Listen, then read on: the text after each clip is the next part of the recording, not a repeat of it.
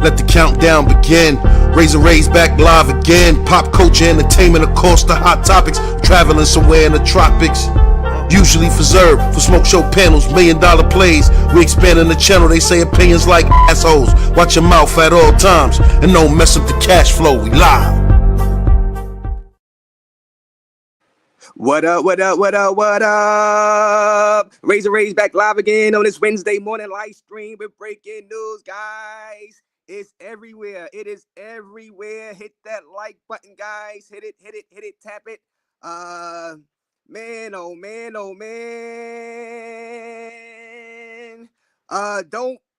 Don't never doubt Raze again, guys. Don't ever doubt Raze again, because late last night, about midnight, I came live.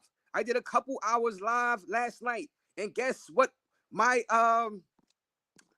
title was? Guess what my title and guess what my topic was last night?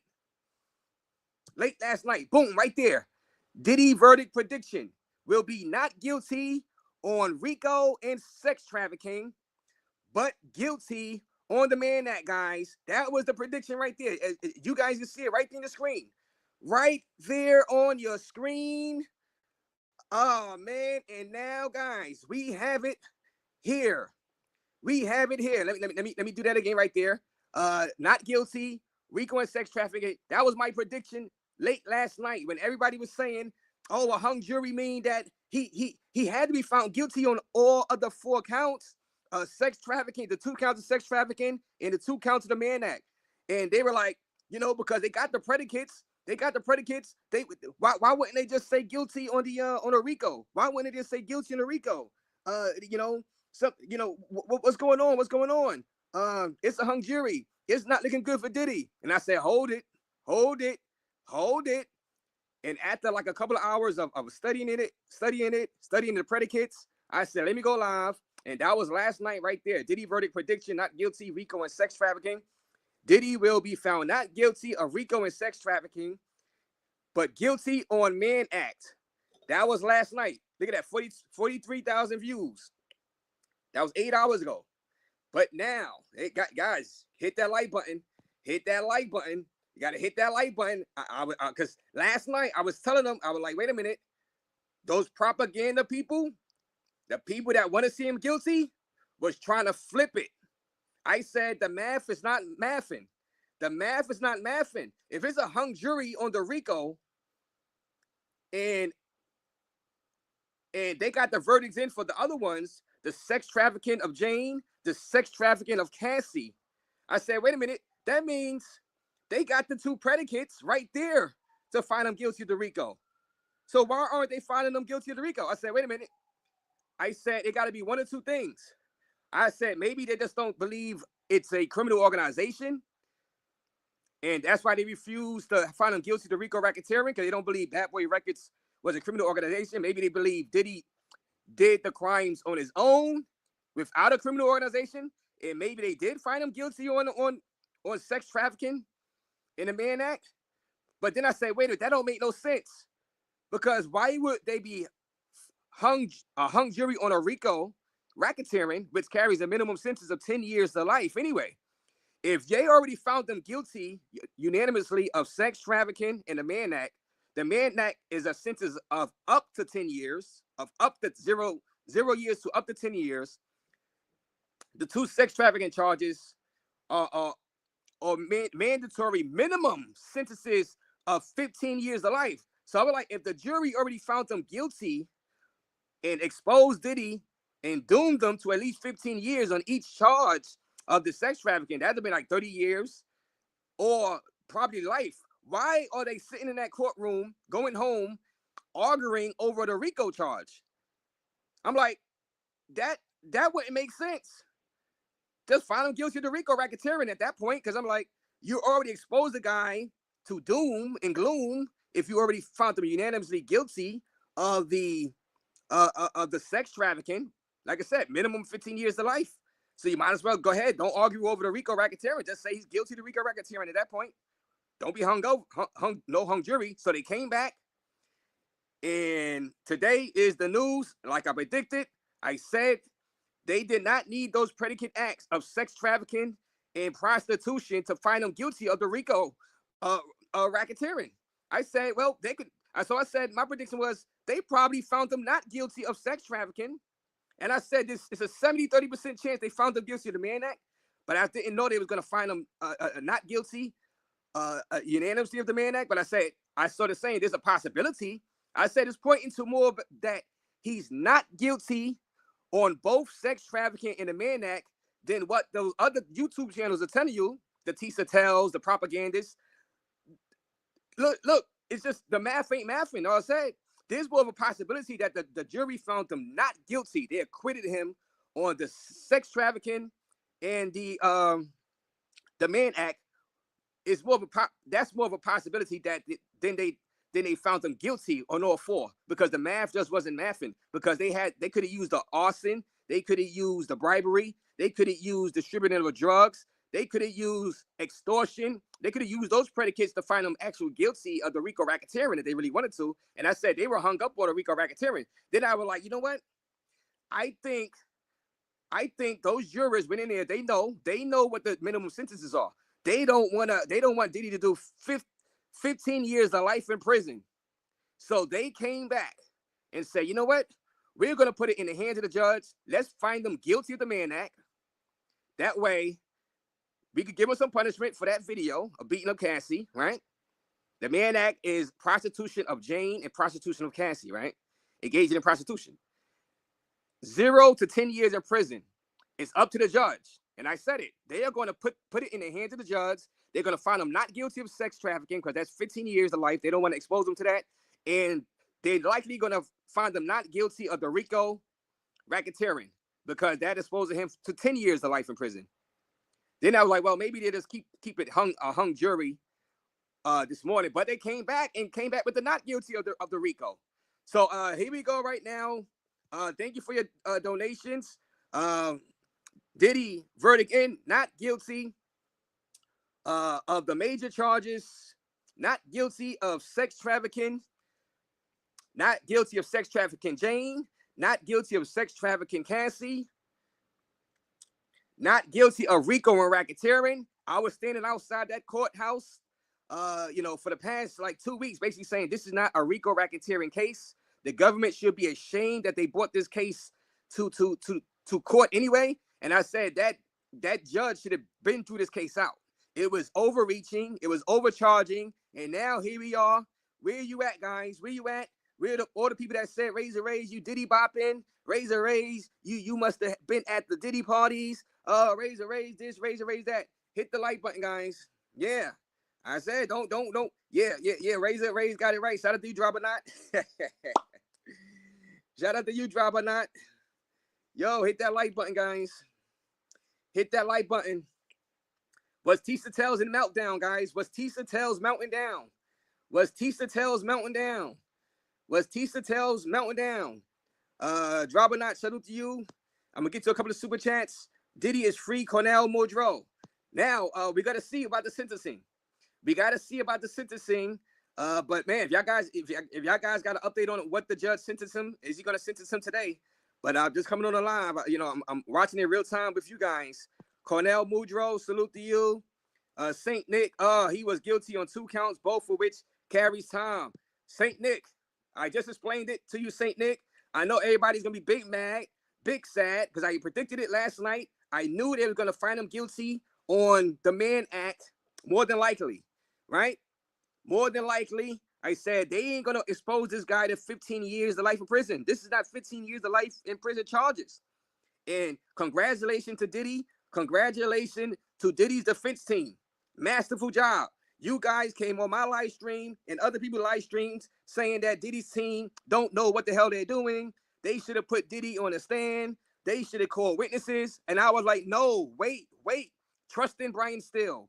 Trust in Westmoreland. Trust in Mark Agnifilio. Trust in them. That's the dream team of lawyers right there. They know what they're doing. I said sometimes less is more. I said that the prosecution did not prove their case about RICO racketeering. And all I kept hearing in my stream, in my chat, Raze, how can you not see the RICO? They already proved the RICO. Razor, what about the bribery of the hotel? What about Cassie's mom, the extortion, $20,000, Raze? Obviously, they see RICO, Christina Karam, his security guards. That was the RICO. Remember that, guys? I was saying he it's impossible for him to be not found guilty on that. I overslept. Yeah, I woke up late. I woke up. I seen the verdict, but I said, you know what? Because I was gonna run down to the courthouse, but I said, you know what? Let me just go live from in here. But yeah, I had woke up before the verdict, and then I dozed back off. You know what I mean? Like I said, because I went live late last night. Melissa, you was here. You was here. And you was here when I did that verdict prediction. Look at that, 42,000 views. Late last night, I said, wait a minute. How can all these other channels be saying he's likely found guilty on those other charges, but there's a hung jury on the RICO, which is the second biggest? Because believe it or not, the sex trafficking really was the biggest charge. And I said, if they are hung up on the second biggest charge, there's a possibility he is not guilty. People was like, he's guilty. I'm like, no, the math ain't mathing. It's right there.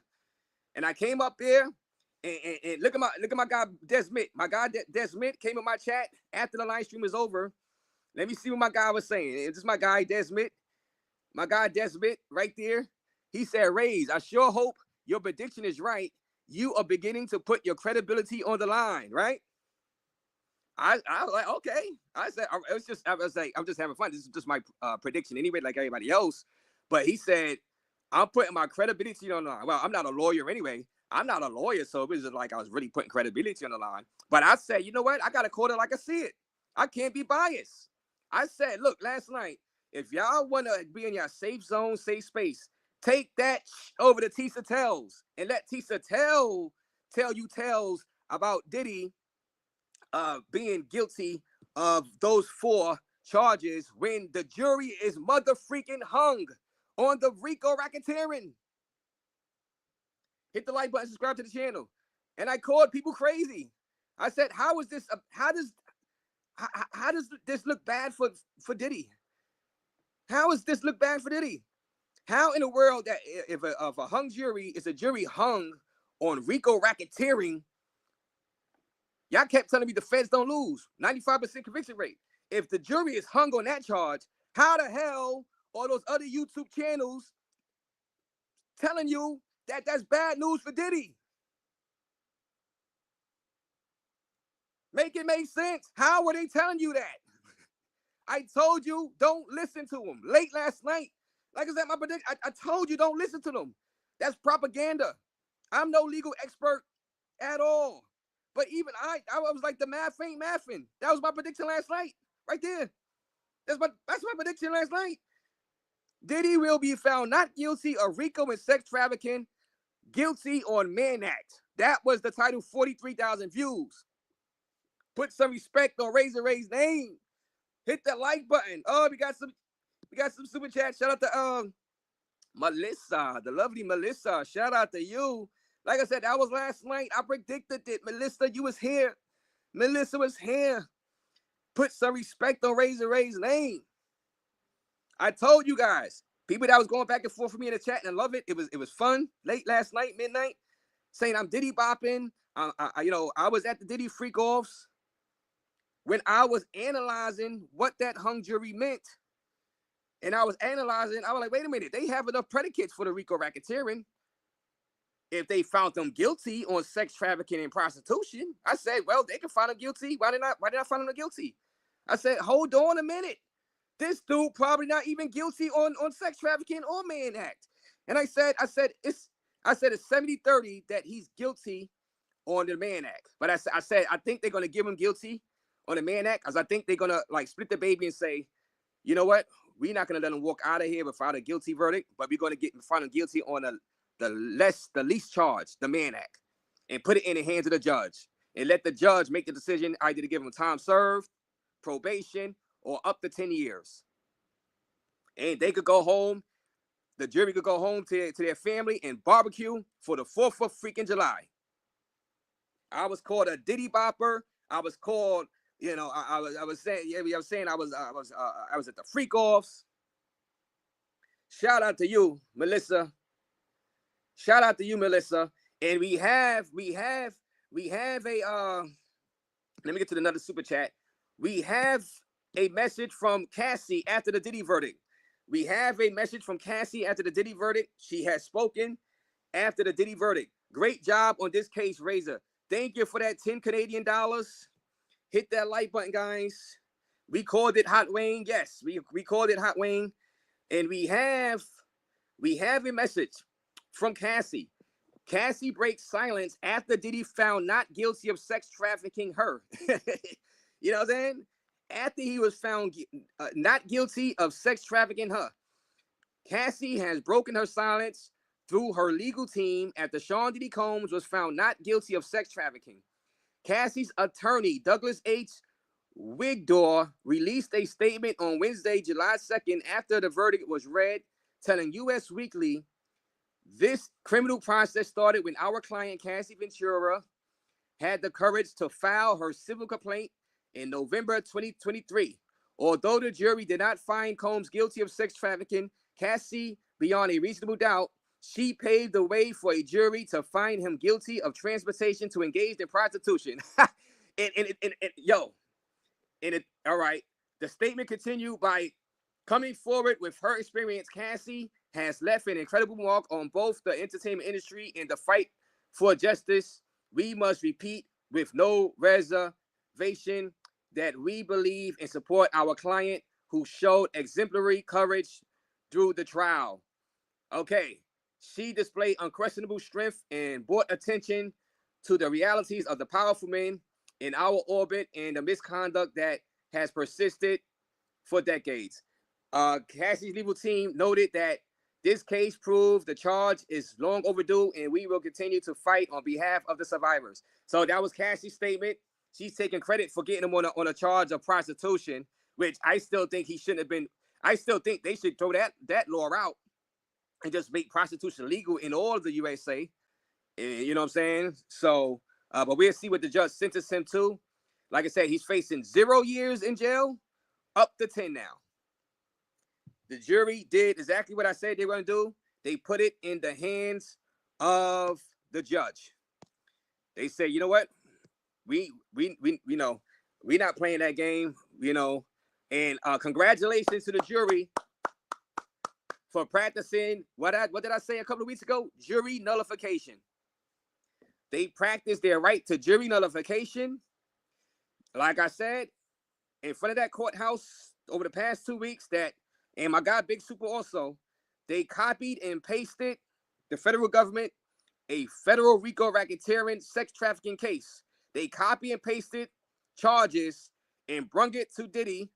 And I said that is a horrible precedent to set if he is found guilty.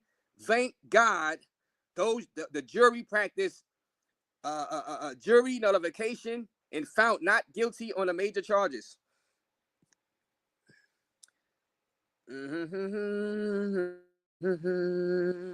Hit that like button. They are big mad. Like I said, shout out to everybody watching. They are big mad. They are big mad. Hoes big mad, says Troy King. Yeah, my prediction was fair, Maria. My prediction was fair. My prediction was common sense. My prediction wasn't propaganda to push a narrative. I said I'm not seeing that. I'm not seeing what everybody else is seeing. Even Harvey Levin was like, this might be from TMZ. He was like, he think this is bad for Diddy because they got a hung jury on RICO and racketeering. That means they probably more than likely found them guilty on the other four. I'm like, nah. As I was watching, I said, nah, this is not bad news for Diddy. I said it. Shout out to you, Troy King, my guy out there inside Punta Cana. Yeah. Shout out to you, Troy King. Remain confident says great news. Tisha Tell should be ashamed of her lies, being in court and seeing the truth just for clicks, says Maria.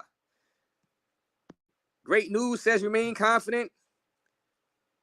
Tisha Tell's accused the jury of being misogynistic. She in full-blown meltdown mode. Like I said, man,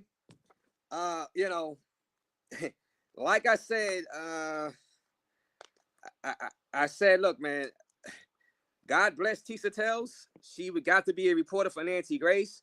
Y'all guys know what side of the fence Nancy Grace is on. And Tisha Tells got paid very well, for her to take this L. Tisha Tells took this L.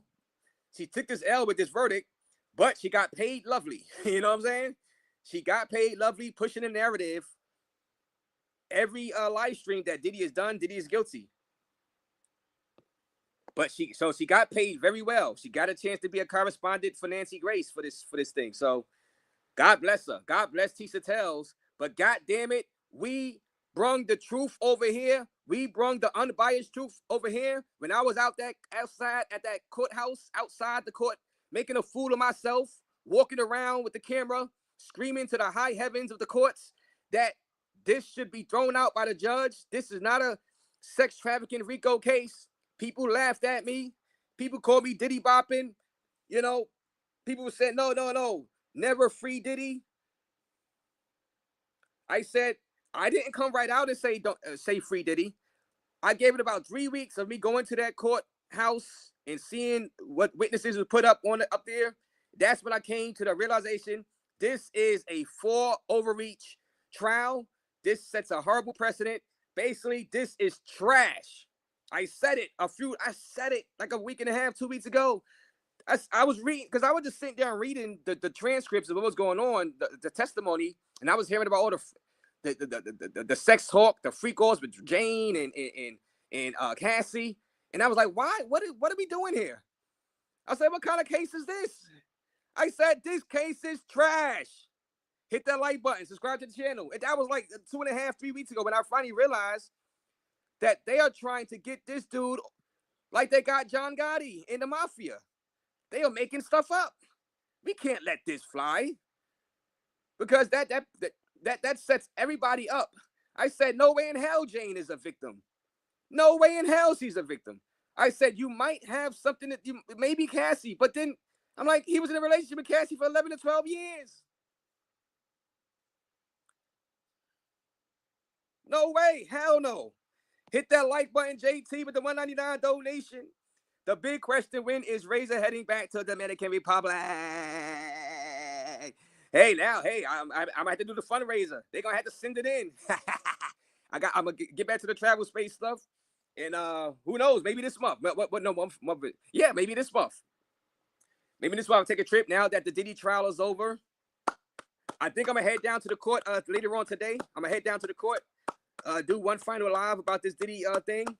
Say what's up to some of the people, some of the YouTubers I met out there. My guy Uda on the go, and Sylvia and the rest. Take one last look at Tisha Tells. She looks good. Tisha Tells do look good. Tisha Tells do look sexy, guys, in person. She is sexy in person. Tisha Tells. Attorney Simone. Take one last look at Attorney Simone. You know what I'm saying? Come live. Get me some roast duck. You know what I mean? Some roast duck. Give me some beers out there in Chinatown. You know what I mean? But shout out to you with the $1.99 donation. Oh man, I predicted it, guys. All 200 people watching, I predicted it late last night. I said Diddy verdict prediction, not guilty on RICO and sex trafficking. Look at that title, 42,000 views, midnight. Diddy will be found not guilty of RICO and sex trafficking, but guilty on the Mann Acts. And those Mann Acts is what he was found guilty on basic prostitution of Cassie and prostitution of Jane, but not sex trafficking, which would have been 15 years minimum to life. Not guilty of RICO, which would have been minimum 10 years. 10 years to life on a RICO. That would have been a minimum. And that was my prediction last night. Put some respect on Raze's name. I took a hiatus from the travel space for this month and a half to cover this case. And I didn't come at it from a bias, opinion side. Of course, we all have our biases and stuff. But I said, let me give both the defense a chance. Let me give the prosecution a chance. And remember, after the prosecution did their closing remarks, and the defense didn't make their closing remarks yet, the closing statements, right? And they, matter of fact, no, right, yeah, the defense didn't make their closing statements, right? And people were mad. People were sad that the people that wanted Diddy free, they were sad, they were down, they like, oh, it's not looking good for Diddy. Now, of course, Tisa tells them was like, oh, the prosecution crushed it on the final statements and this and that. And everybody was sad. Everybody like, oh, it's looking like not looking good for Diddy, not looking good. I went out to that courthouse that night. I said, hold on. I said the prosecution did what they had to do. They copy and pasted this whole thing. Of course, they was going to have a dynamic final closing statement. But I said they didn't say anything that I didn't hear already. I said, still not guilty. I said, wait until Diddy's defense team do their closing statement. Why are y'all so sad? I said, wait, hold on. Believe in Brian Steele. Believe in Walk Agnifilio. Believe in them guys. And then they did their closing statements. And then it turned around. People were like, oh, hey. They knocked that out the park. The defense knocked that out of the park. I said, you see? I said, calm down, guys. Relax. But I really thought it would have been a miscarriage of justice if he was found guilty on the sex trafficking. Hell, I wouldn't even found him guilty on the Mann Act either. You know what I'm saying? I wouldn't even found him guilty on the Mann Act. To be honest with you, I told y'all that. You know what I'm saying? So, but shout out to you from Troy King, my guy Troy King. He definitely not getting life, yo, hating blank. But you can't. Well, I hope you ain't calling me a hating. I told you. I told people why Hove. I said they need to throw this whole thing out. Chris Berry says free Diddy. A miscarriage of justice says A. So are you mad? So who is mad about this? Who is mad? Who are the people that and it was a lot of you guys. Who are the people that wanted him to be found guilty of all charges, but they are big mad right now? Or you guys are kind of mad right now? You know, I'm just having some fun right now. I'm just gloating a little bit right now because people was like, hey, there go Desmond. You was like, hey, Desmond. You was like, Diddy's coming home party should be a sing for all the ages. Hey, Desmond, here you go right here. Desmond, you the one hit me up last night inside my chat after my epic live stream. After this epic live stream right here, when I predicted this was gonna happen. You hit me up in the comment section. You said this, Desmond. Raze, I sure hope your prediction is right. You are beginning to put your credibility on the line. But I was Nostradamus, Desmond. I was 100% right. In that title, I said not guilty of RICO, not guilty of sex trafficking, but guilty on a Mann Act, the prostitution.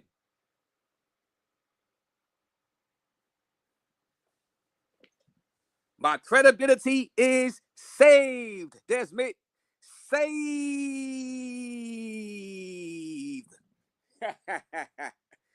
They ain't believe me. They ain't believe me last night. Desmond says Raze. That talk, dog, you earned it. I'm just having some fun with you guys, man. You know what I'm saying? I'm just having some fun with you guys. This has been fun, man. This has been fun. Zach Bates, wait, yo, where's Zach Bates? Breaking news: Judge will decide if Diddy gets bail by 1 p.m. Okay, because like I said, he has to do the sentencing now. Look, he's facing time served up to 10 years. I knew this was going to happen. I knew the jury was going to just put it in the hands of the judge. Now if the judge want to get revenge for Cassie and give him a couple of years, let him sit a couple of years, because the statute of limitations ran out for the domestic violence, right? Now, I don't think the judge should be doing makeup plays like that. But you know what? I'm fine with it, because I would have found Diddy guilty of beating up Cassie if they had brought state charges. If they were still in the statute of limitations, I would have felt them guilty of that. I've been saying that from the beginning, guys. So really, I don't think the judge should do it. I think the judge should sentence him to time served, guys, and he should walk out of there and be home for 4th of July Thanksgiving. But I would not be mad if he said 2 years for the Mann Act, and you could be out in like a year with good behavior. That way he could get some punishment for the Cassie beatdown. Really, to be honest with you, he's been punished for the Cassie beatdown. He had to pay her $20 million, guys. She got paid an extra $10 million from the hotel, $30 million, and he did a year in jail anyway, because he didn't have bail. So he did a year in jail. So you could say basically for the domestic violence, he did a year in jail already. He had to pay $20 million. What more do you want from the guy? Hit that mother freaking like button. Matter of fact, the judge should just give him time served. Have a great time. 4th of July, the cookout. Hit that mother freaking like button. I'm Nostradamus out this biatch. Woo!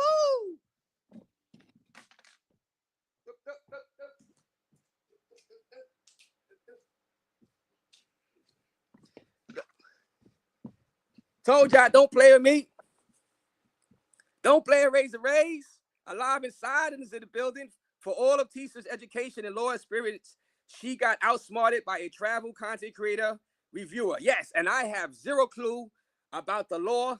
I use my common sense and I use Google. Hey, I'm good with Google. Hey, Google got all the answers, guys. Hey, Google got all your law answers. So I combine Google and my search skills with my common sense. And this was the prediction, that prediction on your screen right there. Diddy verdict prediction, not guilty, RICO, sex trafficking, but guilty on the Mann Act. Boom, boom, boom. Prostitution will never be legal. Well, it's legal in Las Vegas in certain parts. So, hey, I say go ahead and make it legal, man. Long as you're grown folks. Long as you're not dealing with underage. And guys, I told people, this is not R. Kelly. He was not charged with minors. The prosecution said, and the Fed said, we're not going to put in stuff that we don't feel. So all of that lawsuit crap, that Tony Busby garbage that he's putting out there, and they tried to do a couple of new lawsuits to influence the jury. Tony Busby is garbage. All those lawsuits saying he dealt with underage minors, trash, garbage, because they would have called some of those underage minors to the stand to testify that when they were underage, they were assaulted by Diddy. They did not find them credible enough to do that. Those lawsuits are trash, garbage. And that's why I did not cover the Fat Joe allegations yet. I said I'm going to wait until maybe they drop some RICO charges on them, because that's just a lawsuit with Fat Joe. You can't trust every single lawsuit that's put out there, guys. I've learned that with the person that said Jay-Z and Diddy did something to her when she was a minor. Another Tony Busby client. And then they dropped that lawsuit, and she got caught lying. So Tony Busby cut her off. Free Diddy says CR. Guys, are you guys happy about this? Play dog. Diddy shouldn't do time for prostitution. Let that man go home. Trump should legalize prostitution anyway. Hit the like button. Hit that like button. Set up, you play dog. Hot Wayne. We got a super chat. Like I said, man, thank you all y'all super chats. Like I said, Melissa was here. Maria was here last night when I was, smacking down the propaganda that was going down. My guy Brock Lesnar with the 1999 donation. This is going to the Raze Travel Fund. This is going to the Raze Travel Fund. Great coverage, Razor, Gerardo, Rivera, Raze. 1999 bomb, $20 bomb to the Raze Travel Fund. Now we can get back to our travel topics. What's going on with NYC the future? Jay Rello, tell your chick I said hello. Oh, in the streets of Keys. What's going on? What's going on? Oh, man. Hit that like button, though, guys. Hit that like button. Shout out to my guy, Brock Lesnar. He got a trip coming up. Yeah, my guy, Brock. He might be with some Latinas in the near future. Oh. TNF Vlog says the judge is going to the party. Hey, y'all was saying Raze is going to the party. Hey, Diddy, I want my $20 for the free Diddy free puff shirts, man. I didn't wear the shirt, but hell, y'all was saying that I was paid off by Diddy. Hey, Diddy. Hey, Diddy, where's my money? Can I at least get $20 for each day I was out there? Come on, Diddy. Where's my money? Razor Nostradamus says key maker. Okay, is that good? Says Viral Industries. I am pleased. I wish he was free of all the charges, but still grateful, Maria. Yes, I kind of figured that that's how they was gonna play it. They was gonna play it by just putting it on the judge and giving the judge the option to either give him time served or up to 10 years. And this, last night I was thinking about it, and I was like, look, the jurors. It was 8 men on the jury. Right? It was 8 men. It was 4 women. Right? Ranging from about 31 years old all the way up to 70 years old. Right? The youngest was like 31, a 31-year-old male. And I'm like, I think what they're gonna do, they don't want to expose Diddy to maybe getting a minimum of 15 years or a minimum of 10 years with the RICO, a minimum of 15 years with the sex trafficking, or all the way up to life. So I figured that they're going to come back with a guilty verdict of the Mann Act and let the judge decide if he want to give him 0 years or up to 10 years. And I think that's the fairest verdict that they can do. They please both sides. Well, they didn't please the prosecution. He beat the feds. The feds wanted that RICO racketeering or the sex trafficking. Those are the big ones. The sex trafficking was even bigger than the RICO. Because the sex trafficking had a minimum of 15 years. The RICO only had a minimum of 10 years. But they both had a maximum of up to life. The feds wanted one of those two. They didn't get it. Diddy beat the motherfreaking feds. Diddy beat the feds. Diddy beat the feds. They tried to ruin Diddy, and they made him more legendary. Says literally enlightened. Yes. Diddy. Let me put that as a banner, guys. Diddy beat the feds, guys. And what was it saying? Remember, we was like we had a road juror. I was like, and people were trying to say, oh, that's not good for Diddy. I said, wait a minute, we have a rogue freaking juror. That's great for Diddy. Everything the biased channels are trying to say. Every time something good happened for Diddy, those biased channels would say this is not good for Diddy. I'm like, how the hell do you figure that? Because they let their biasness cloud their rational judgment. You know how they say people got Trump derangement syndrome, TDS? A lot of people had Diddy derangement syndrome. DDS. They could not form a rational, unbiased opinion, no matter what the evidence in this trial was pointing to. They were stuck in their own biasness for whatever reason, and would not budge off of their bias because they had an invested interest. Not really, or they just did not want to admit that maybe they were gaslit by the government, by the media, and that they were wrong about Diddy. Diddy beat the feds.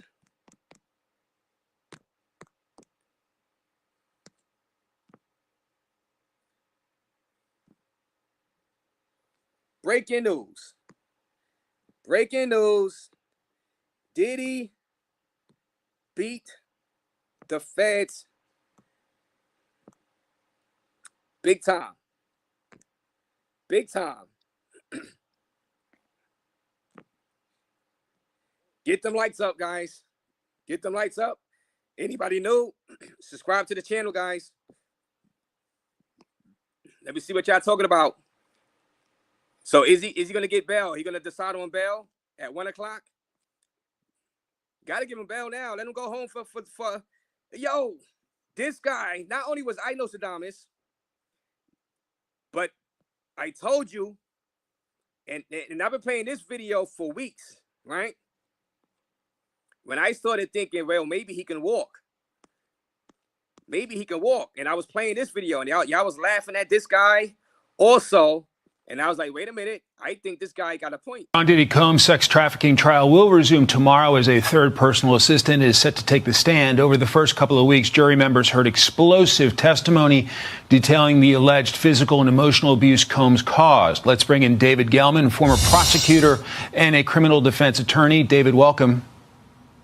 Hey, Mike, good to be here. So in week 2 of testimony, jurors heard from a dozen witnesses as prosecutors try to prove sex trafficking and racketeering.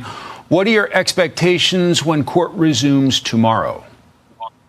It's going to be really interesting tomorrow when Diddy's third or fourth assistant takes a stand, and she's going to actually corroborate Kid Cudi's testimony from last week, where he said that Diddy and another associate of his bombed his Porsche years ago at his house. Now, you have to have corroboration about that because nobody can put Diddy there. And in fact, nobody even can say Diddy's the actual one who did it. But if they can say that Diddy or an associate of his did it, then you may have a racketeering charge there. Because right now, as it stands, Mike, nothing, and I mean nothing, is sticking to Diddy. Diddy's lawyers are trying to make the case that his escapades do not amount to federal crimes. How difficult is that argument? I think they're doing a fantastic job, honestly. Look, everybody has said, and Diddy's lawyers even said it in their opening statement, Diddy is not a good guy. There's a lot of domestic violence that occurred between him and Cassie in their relationship. However, what we've heard so far from the testimony of Cassie and the other individuals does not amount to the federal charges that he's being charged with right now. I'm not going to say anything that we heard is very good because it's all horrific. However, the state or the government in this particular instance needs to prove beyond a reasonable doubt that he conspired to racketeer, to sex traffic, and to promote prostitution. So far, they're falling way behind in this. And I know there's a lot more to go in this trial because they're saying it's going to be about 8 weeks. But the government really better step on the gas because they don't have a lot more time to go. So the play seems to be maybe admit to a state crime that avoids prison time. Is that it? Yeah, I think so. Look, again, you're hearing about all this domestic violence, but all of that has nothing to do with what Diddy is charged with. There's a possibility, and I'm saying a very strong possibility right now, that Diddy could walk, that he could be spending 4th of July at home having a barbecue. Interesting. David Gelman, thank you very much for your analysis today. Did y'all just see that? Put some respect on that man's name. He said that weeks ago. I played it. People laughed in my comment section. People laughed in my comment section. They're like, the feds don't lose. 95% conviction rate. They don't lose. Well, technically, I guess you can put I mean, see, the thing is with this, he beat the feds on the big charges, but technically they got guilty on prostitution. So does that go into the book of a win for the feds? That's the tricky part of the feds. They bring these crazy atomic bomb charges on people with the RICO racketeering and these federal charges, throw orders at the wall to see what sticks. For the sake of America, Diddy had to be found not guilty on the RICO and the sex trafficking. Thank God. I've been saying that would have set a horrible precedent. The feds have a 97% success rate. And believe it or not, this is going to go into their success rate. Because like I said, they technically did get a conviction on prostitution, the Mann Act. So that's going to go into their 97% success rate. What a joke. What a joke this is, Desmond. You know what I mean? The judge, that coward judge should have been through this out from the beginning. The coward judge should not have even let this go to the jury. The coward judge, he's a law person. He's a former prosecutor. He knew damn well this was never a RICO racketeering case, and he should have decided the first time Diddy and him said, you know, this should be a mistrial, he should have said, you know what? I've seen the evidence. This is not adding up. I'm going to grant the mistrial. And I told you, the feds was playing a dangerous game by overcharging this man. They was running the risk of getting a verdict like this because you overcharged them. It happens all the time. That's why, like I said, if you drive a car recklessly and you kill somebody by accident, and the state comes to try to get you on first-degree murder, you might be found not guilty. So what they do is they charge you with involuntary manslaughter instead to maybe get a conviction instead of risking getting a not guilty on first-degree murder in that type of situation. And this is exactly what happened with this case. I use examples, try to put it in the layman terms of the people. You know what I'm saying? What up, Smoke? He says Biggie. He said Diddy set up Biggie and Unalive down with Diddy. Oh man, yo, what up, Smoke? What up, Smoke? Yo, Smoke. I predicted it last night, Smoke. These guys, these guys smoke. These guys smoke. I said I'm all for them bringing charges for that. If the Biggie Smalls, Tupac stuff, y'all want to bring charges on that? Hey, I'll be more than willing to listen. I'll be live from the trial. You know what I'm saying?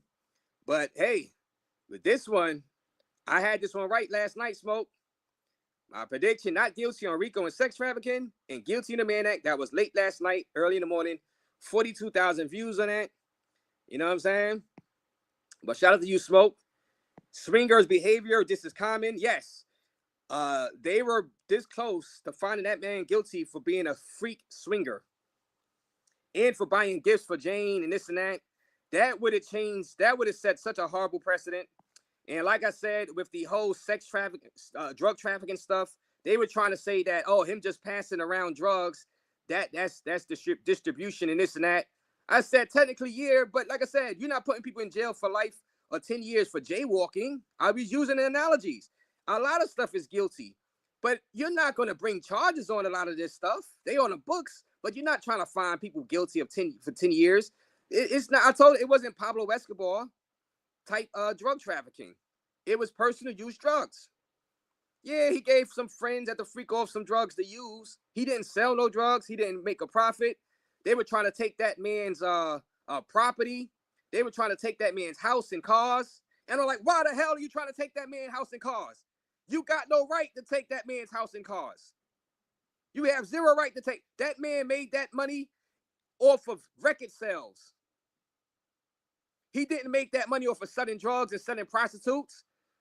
He afforded the money to buy them houses off of record sales, record deals, MTV deals. That liquor deal also. Why the hell are you taking that man's assets?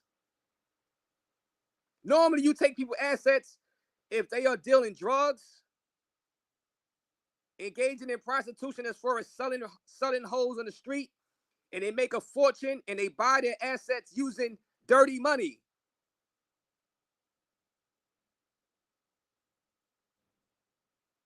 Diddy was not profiting from the federal RICO racketeering accusations. He was paying money to get his freak on.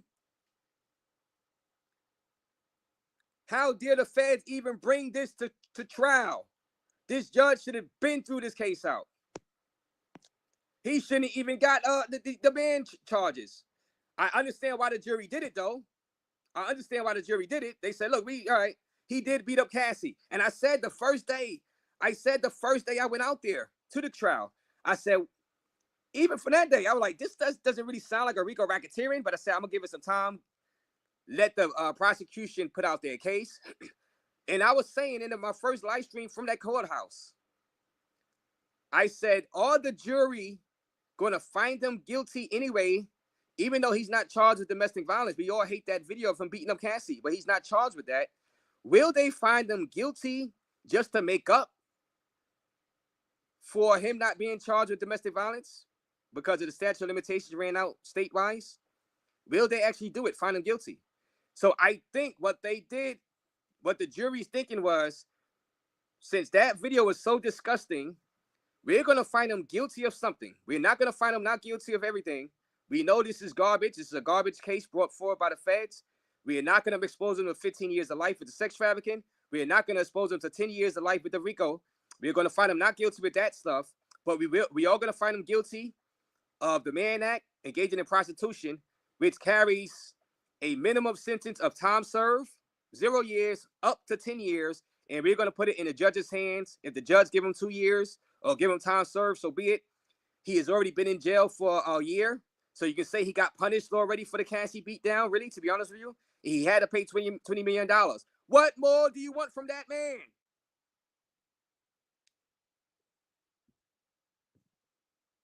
Hit that like button. Like I said, thank you, Brock Lesnar, for the $20 bomb. Thank you, Highlander comes through with the $20 bomb. The Raze travel fund. We back on our travel tip now after this. Salute to you, Razor, from Highlander. Salute to you, Razor, for focusing on different topics. Be safe out there. Yes, the hot topics is in full effect right now. Who knows? I might find another hot topic to leech on to and talk about too. But we will be doing heavy travel stuff this month. We are back in the travel space this month, guys. You know, they saying the travel space is dry. They need Raze back. They need Raze back in the travel space to instigate some more drama. Nah, yeah, I don't instigate, guys. I don't instigate drama. You know what I'm saying? Raze back live again.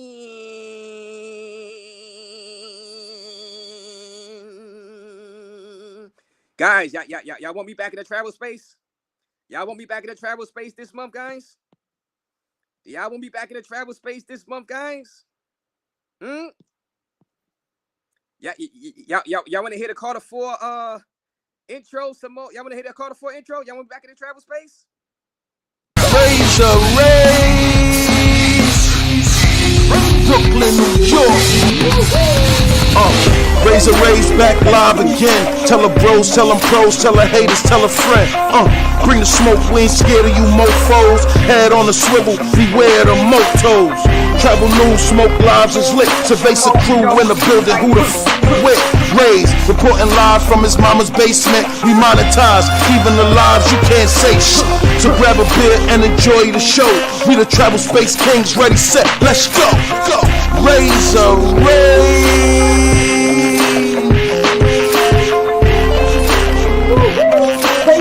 Back live again.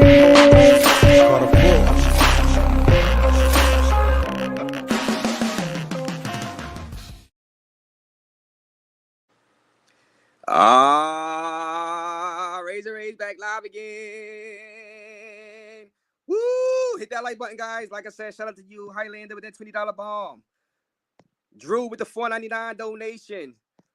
Raze, great coverage. You have to have big money to fight the feds. Diddy has paid the cost. Yes. And like I said, what about the people that don't have the money to fight the feds? They don't have the money to hire a Mark Agnafilo, a Westmoreland, a Brian Steele, What about those people that don't have the money to fight off these bogus charges? That's why Diddy had to be found not guilty of the RICO racketeering, so it would not set a precedent, so the feds could use this case as a victory to get other people on the same type of BS charges, guys. That's all I've been saying. Thank the Lord. Thank the Lord. Thank the jury for coming through. They probably was watching Raze late at night when they wasn't supposed to. They probably like, you know what? That Raze is right. We must find him not guilty of RICO and sex trafficking. They wasn't supposed to be watching Raze, but I was live at nighttime in front of the courthouse late last night. You know what I'm saying? They probably like, you know what? We're gonna go with what Raze is saying. Oh man. But take it. Shout out to you for that $5 donation. Woo! Oh man. You right last night? Yes. I was Nostradamus last night. DC money. Hit the like button, guys. This is crazy, says Mac Nate. Hey, it is what it is. You know, it is what it is.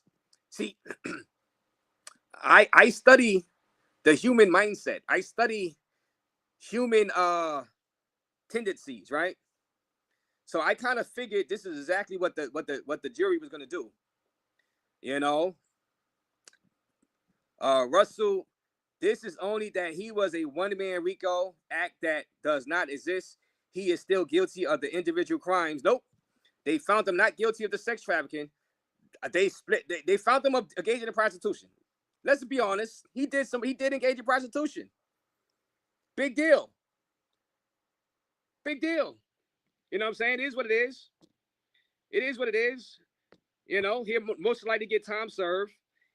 You know, he'll probably get bail right now at 1 o'clock, and he'll be home with his family, man. Congratulations. Congratulations. You know what I'm saying? There was nothing about kids underage.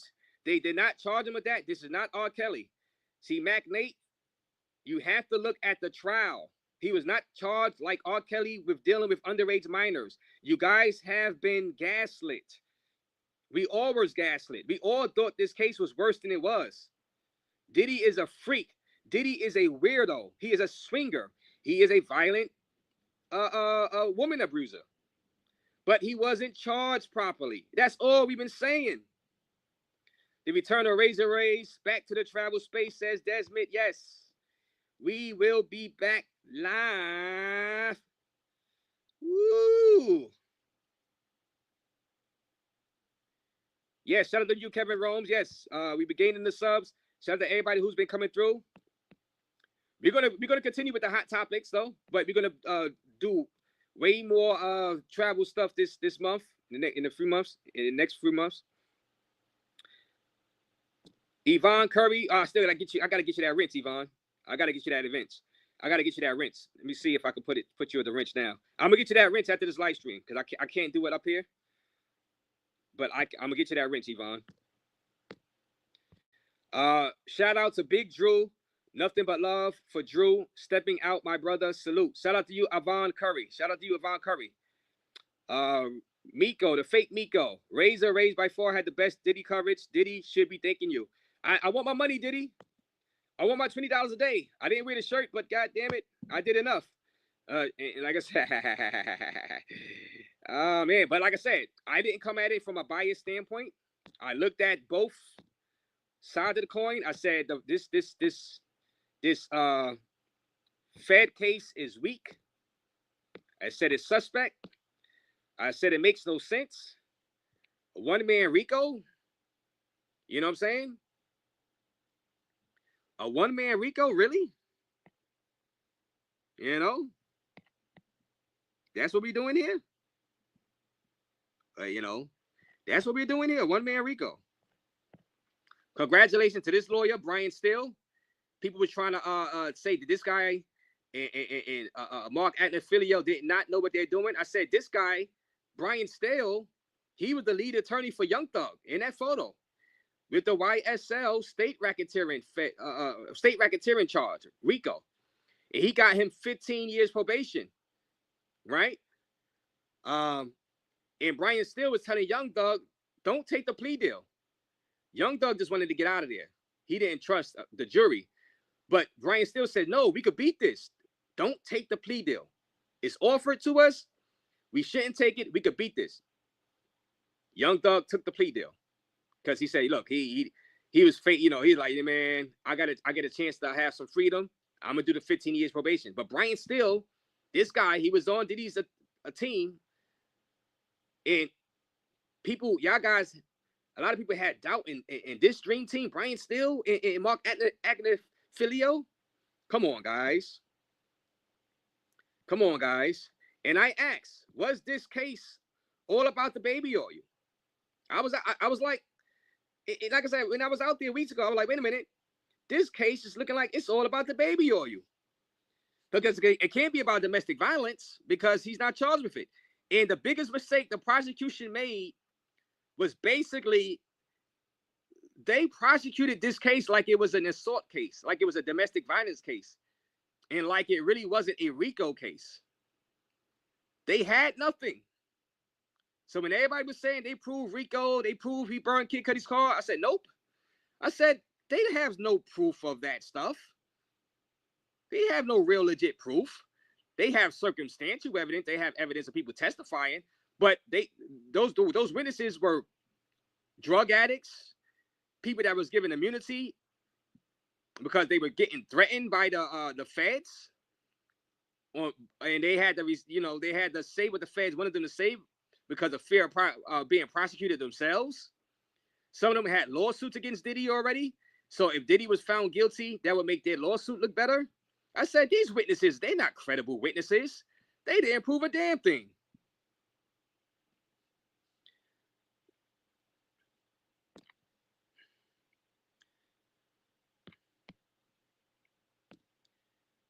Like I said, that was my verdict prediction last night. Not guilty, RICO and sex trafficking. And we're gonna stay on to see if he's getting bail, because they said they're gonna make a decision on giving him bail at 1 o'clock, right? He could be home. You know what I'm saying? Let's go to your comments, guys. I appreciate y'all donations. I want to thank Extreme Traveler with the $10 through the Cash App. Great coverage, Raze. Extreme Traveler, thank you for the $10 through the Cash App. I highly appreciate you. Hit that like button, subscribe to the channel. And they need to throw all those civil cases out, Highlander. This is proof right now that Tony Busby's clients, most of those people are liars. Because if they were telling the truth, they would have called some of those witnesses to the stand to testify on behalf of the government, especially the people that claimed they were underage when this happened. They are lying. No credibility, and it's been proven. We were all gaslit, Highlander. We were all gaslit. They need to throw all of those civil suits out.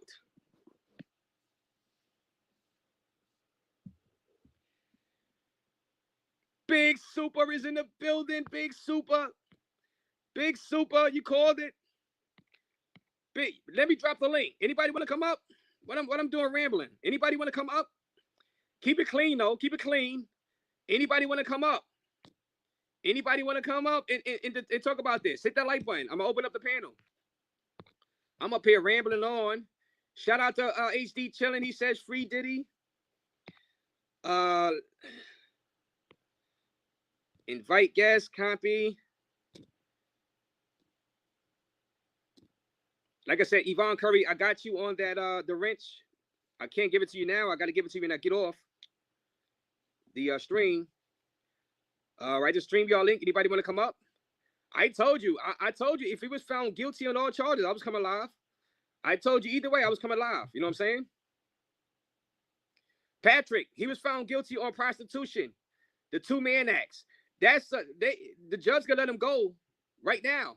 The judge can just say, you know, time served. He beat the feds, Patrick. No other way around it. He beat the RICO, which carried a minimum of 10 years to life. He beat the sex trafficking, which carried a minimum of 15 years to life. They found them guilty on engaging in prostitution. That's nothing. The judge can say, I'm sentencing you to time served.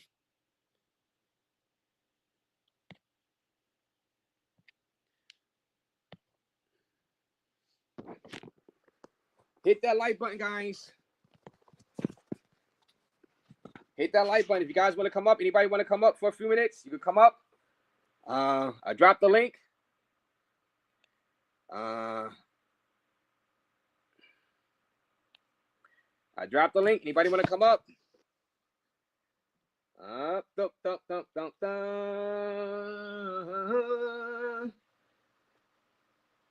Where's the people that was saying that I was Diddy bopping? Where's the people that was saying I was at the Diddy parties? You know what I'm saying? Where are you? Where you at? Where's Just the Facts? Where's my guy Just the Facts? Come on up, Just the Facts. Come on up. Come on up, Just the Facts.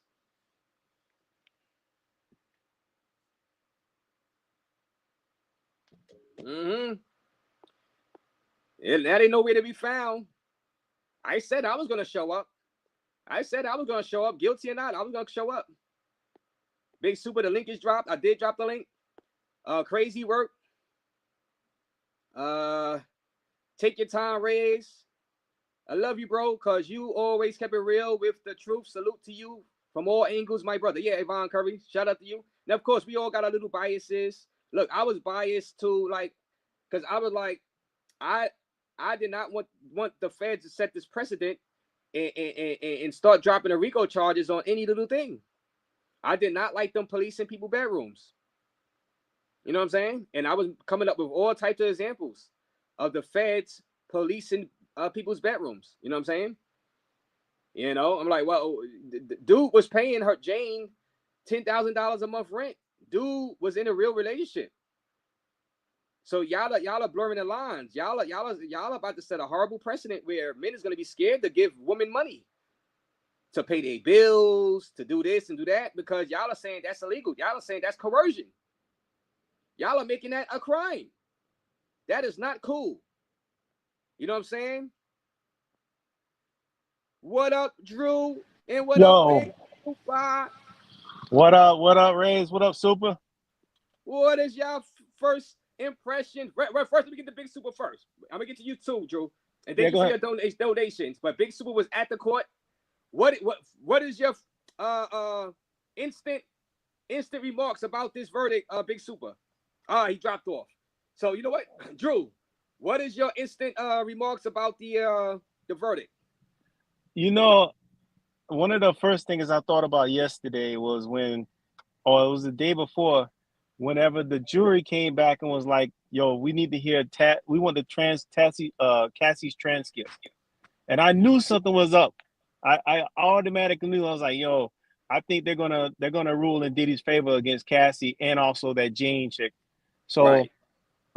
It seemed like it was just obvious that was what was gonna happen.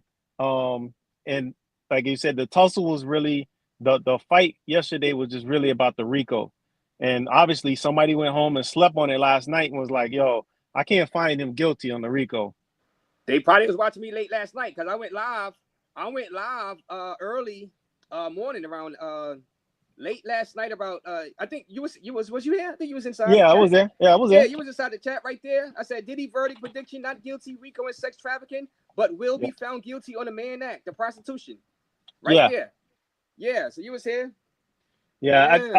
I think that I mean, like I just, I made that super chat that, the wild card could be the president just comes in and like, yo, he's not guilty. I'm gonna go ahead partying. If you give him time, I'm partying him.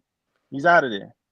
You're gonna this super chat right here. The Raze up people going to hold on. Can you go ahead and read it, Drew? I was like, people gonna be real salty if the president comes in and finds him or goes ahead and pardons Diddy, because our president, he likes to grab him in the pee also, Right. So our president, he's a player too. So I can see him saying, you know what, man, I've called many of women across the line and sent many of flights for women, and I ain't never been charged. So why this man need to get charged? It's unfair. Right. Oh man, y'all can hear me? Yeah, we got you, brother. Yeah. Down at the court. I called it, man. You was down at the court doing what is your reaction? First reaction when you heard the verdicts? Well, I wasn't shocked or surprised. When it comes to juries, right? When I heard they had the first 4 verdict, I knew automatically he wasn't. They're not going to charge him. They're going to find him not guilty on a racketeering charge. Like my man said, there's always in every juror there's this one juror. You know what I mean? That's the issue. And the reason why they came so quick with the verdict today was that that one juror they finally put it in his head. Yo, look, man, 4th of July is right around the corner. Everybody here all said not guilty. You're the only one that's you got to explain. You got to tell us. You got to prove to us. You got to show us evidence. You got to tell. You got to tell us why you feel like he's guilty. Because right now, because if you got, let's say 1 or 2 jurors, right, say not guilty, and you got 10 that says guilty. I mean, not guilty, and you got 2 that says guilty. What's happening right now is, and they can't explain by law. They're just saying, "Come on, guys, he just, he's guilty." No, now it becomes prejudice. Now they're being prejudiced. They're not going by the law. They're being prejudiced by their own their thoughts. Feeling, their own thoughts about how they feel about Diddy. Not what's in law. They're not going by law and evidence. They're going by personal feelings, which is prejudiciary to him.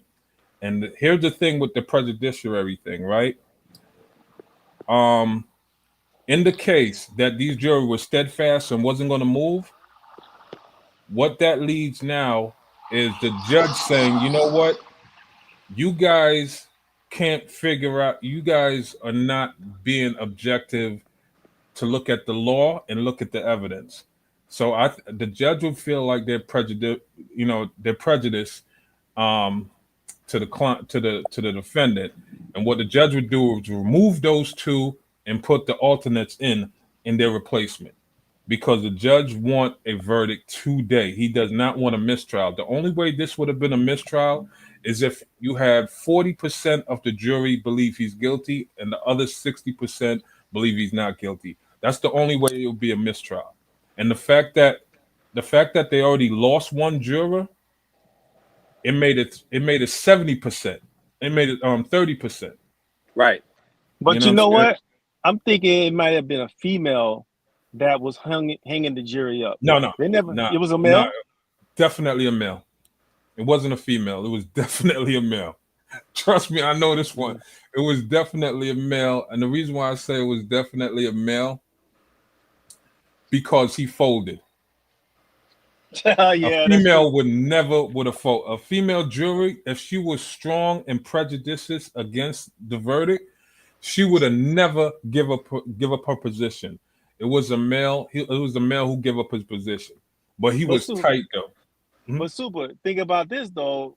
They had already determined the other 4 charges, so that same female or male, whoever it is that folded, they folded on. They actually found him innocent on 2 other charges at the same time. Yeah, because you see, he was still outnumbered. So they look at he probably had a female to help him with one of the guilty verdict with the guilty verdicts. The females, they probably helped him with the prostitution verdicts. You know what I'm saying? But the thing is, they weren't going to help him on the other ones. And it got to a point where, okay, listen, dude, because they still want him to be punished for what he did to Cassie. Right.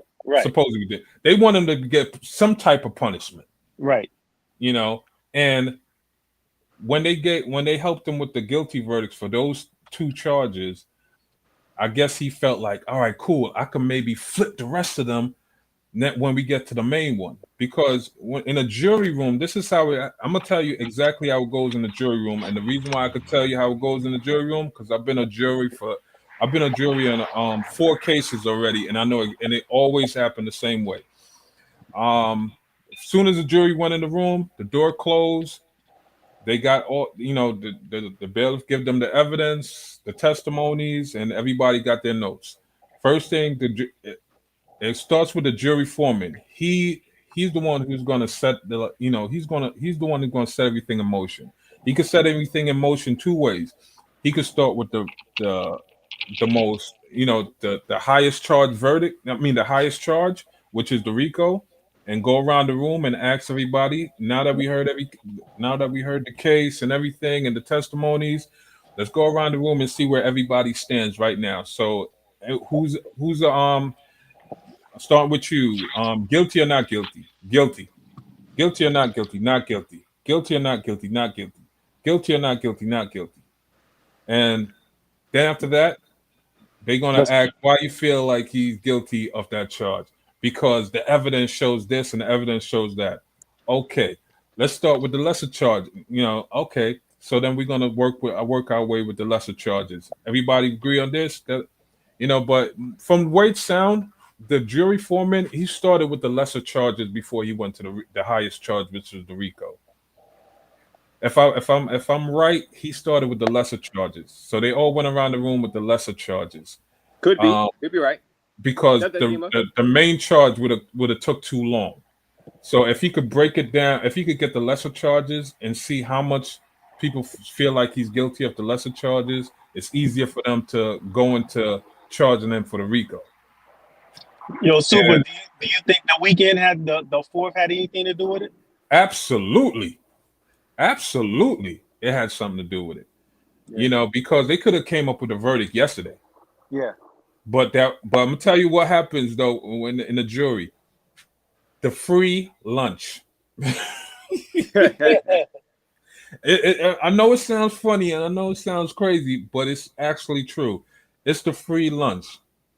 The free lunch is because if you're a new juror and you don't know about the free lunch, what happens is when you place your order, you try to be modest with your order when you place your order. But then when you see everybody else coming with the bacon cheeseburger, French fries, the hot wings, the steaks and rice and steaks and the juice, you're like, what? You could have ordered that? Yeah, I served on the jury one time. I was the foreman, and yeah, that's the way it is. You're right. That lunch, man, is a kicker. The lunch, yeah. So that's why the dude that was salty, that held up the whole entire jury, the dude that was salty, the only reason why he came to a quick decision on the verdict is because he don't want nobody to get the free lunch. Because we all know the lunch order goes in around 10 o'clock. Normally, yeah. Go ahead. Then I'm gonna get to let Buck talk, but go ahead. But go ahead, finish up. Then I'm gonna let Buck. Yeah, but normally, what I mean, if they'd have went past 1 o'clock, 12 o'clock, and the lunch come in, then he'd have been fine. That means he was just holding out for the free lunch. But it seems like this person was really salty. He did not want to give. He did not want to. This let me know it was like one juror that was holding up everybody. It was one juror because he was salty. So he was like, F it. Nobody eating lunch. Fine, not guilty. Well, everyone, they canceled the lunch order. and keep sending your comments in, guys. I'm gonna get to your comments. Buck Travel, salute. What is your first thoughts on your first reaction to not guilty on a sex trafficking in a RICO? I agree with most of the charges. Not guilty. I always said, man, he was not guilty from the get-go. But it's good that they got him off the most high charges, and now he's just facing prostitution charges, which is like, basically that's like a couple months in jail. That's nothing, But yeah, man, free Diddy. Now let me ask the panel this: is Diddy gonna date in the States now, or is he gonna become a passport bro? Nah, he's still dating in the States. I think he's gonna still date in the States too. Yeah. You think man, shit. If I was him, I'd get the fuck out of here, bro. He got bitches lined up right now. Millions of dollars.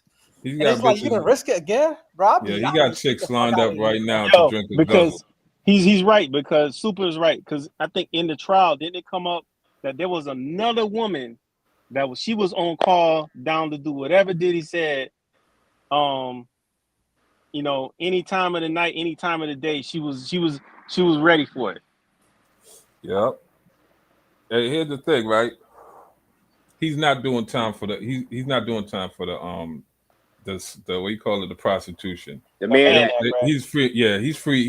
He's getting released today. I'm gonna tell you how it's going right now. they're going to do a bail hearing right now. Yeah, because see, the prosecution is trying to double down. You know what I mean? They lost the case. Technically, they lost the whole case. You know, the RICO case was the only thing that would have they would have had a little leverage. They lost their leverage now. So now they're doubling down. And this prosecutor pretty much is going to drive her career right off the ledge. You know, she's like, listen, they're going to put me in the basement right now, so I might as well just drive the whole thing off the ledge anyway. I'm going in the basement because this trial probably cost the federal government roughly, let's say, $5 to $10 million just for this trial alone. So for her to go over the ledge and not just say, yo, offer him a deal of no jail time and, you know, go about your way and, you know, put you on probation. You know what I'm saying?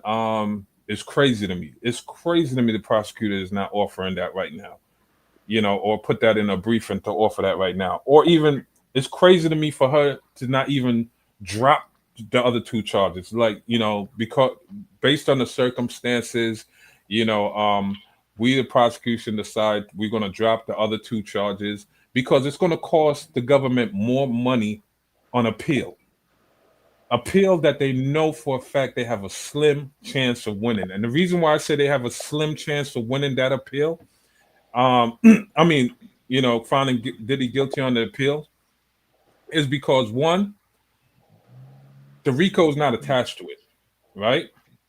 So they can't say, oh, he paid this person to order these sex workers. He never engaged in any sexual activities. I mean, he made a, you know, play with himself or whatever the case is, or was in the room, but he never had any sexual engagement with these so-called sex workers, right? That's one. Two, he never flew them out. He never called up the agency and requested them. Cassie did that. 50 Cent's baby mama did that. And assistants did that on behest of Cassie. So you can't charge him for prostitution when he never ordered that. Yeah. They can't prove that he paid money. They can't prove any money exchange. In order to be prosecuted for prostitution, you have to show that you exchange money for sex. And the only person that did that was Cassie. Cassie and 50 Cent's baby mom. They're the only one who actually hand over the money to the sex worker, and he testified on the stand that that's who paid them. Yeah. That's who paid the agency. So they're gonna lose that case anyway, and it's gonna cost the government more money. I could honestly see that the prosecutor boss is calling her right now, saying, "Hey, listen, drop it. We're not going back to court again with this."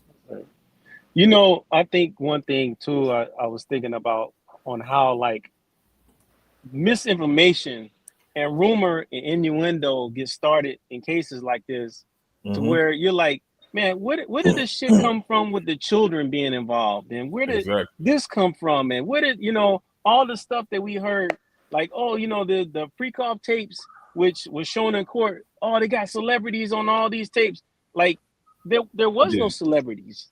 It was just Diddy. Yeah, yes, we were gaslit. We were gaslit by the media, by Tony Busby's clients and stuff like that. On those civil suit, they trying to get money grabs. And here's another thing too, like, right, that's disconcerting for me too, right? Why I think this prosecutor need to drop this case, because Diddy is going to be in a position to sue the federal government for miscellaneous miscellaneous practice charges, for these miscellaneous charges, because, you know, this should have never went to court. You know what? He's going to be in a position to sue them. I think he's also going to be in a position to also like sue Trump Cassie. did, sue for slander. Yep. He's gonna sue. There's a lot of people that's gonna get sued for slander. He could sue Cassie, get that money back because, first of all, they signed an agreement and she went on the stand and testified, and that agreement is out the window. She can't say, "Oh, but it was I was propelled to." It doesn't matter. Same thing Bill Cosby did. Sue them all back for that bread. And trust me, he's going to be able to. If the prosecutor don't drop the other 2 charges and let him off, or say we're not going to pursue. If he does file an appeal, they said we're not going to continue pursuing the charges. We're just going to drop it. That might save them from a lawsuit from Diddy. But if they don't drop it and they lose that and they lose on appeal, he's in a prime position to sue the government for millions of dollars that he had to spend on legal fees to fight against these felonious charges. And he will win them, and he will win it. Well, let me tell you an update. Thanks. Now there will be a bail hearing. They're about to do that now, and one way or another, a sentencing down the road, maybe an appeal on the Mann Act convictions. So we'll see what happens over the next few minutes. He's definitely getting bail. That's a fact. He is. Yeah, there's no way because the judge is hearing the prosecution argument on why he still don't need bail, or they gonna try to make his bail as high as 30 million and stuff, which would be crazy. The judge is not gonna do that, or 20 million. No. The judge is definitely going to give him bail on the premises that, the case was weak from the get-go. The judge know that. The case was weak from the get-go. And the prosecution charges that he found guilty on is still weak. It's so weak that he's going to win it. More than likely, he may not have to pay. The judge might not even make him pay, a bond for bail. But if he does, it's not gonna exceed to amount of like probably less than $1 million, probably no, way less than that. He's gonna be able to pay it and get out today. I don't even think he's going back to MDC because all his stuff, all his property or stuff like that, all his property, he's not picking. He's going to leave all that behind. The only thing he took with him today that he was going to go home with is his paperwork. He don't care nothing about the property.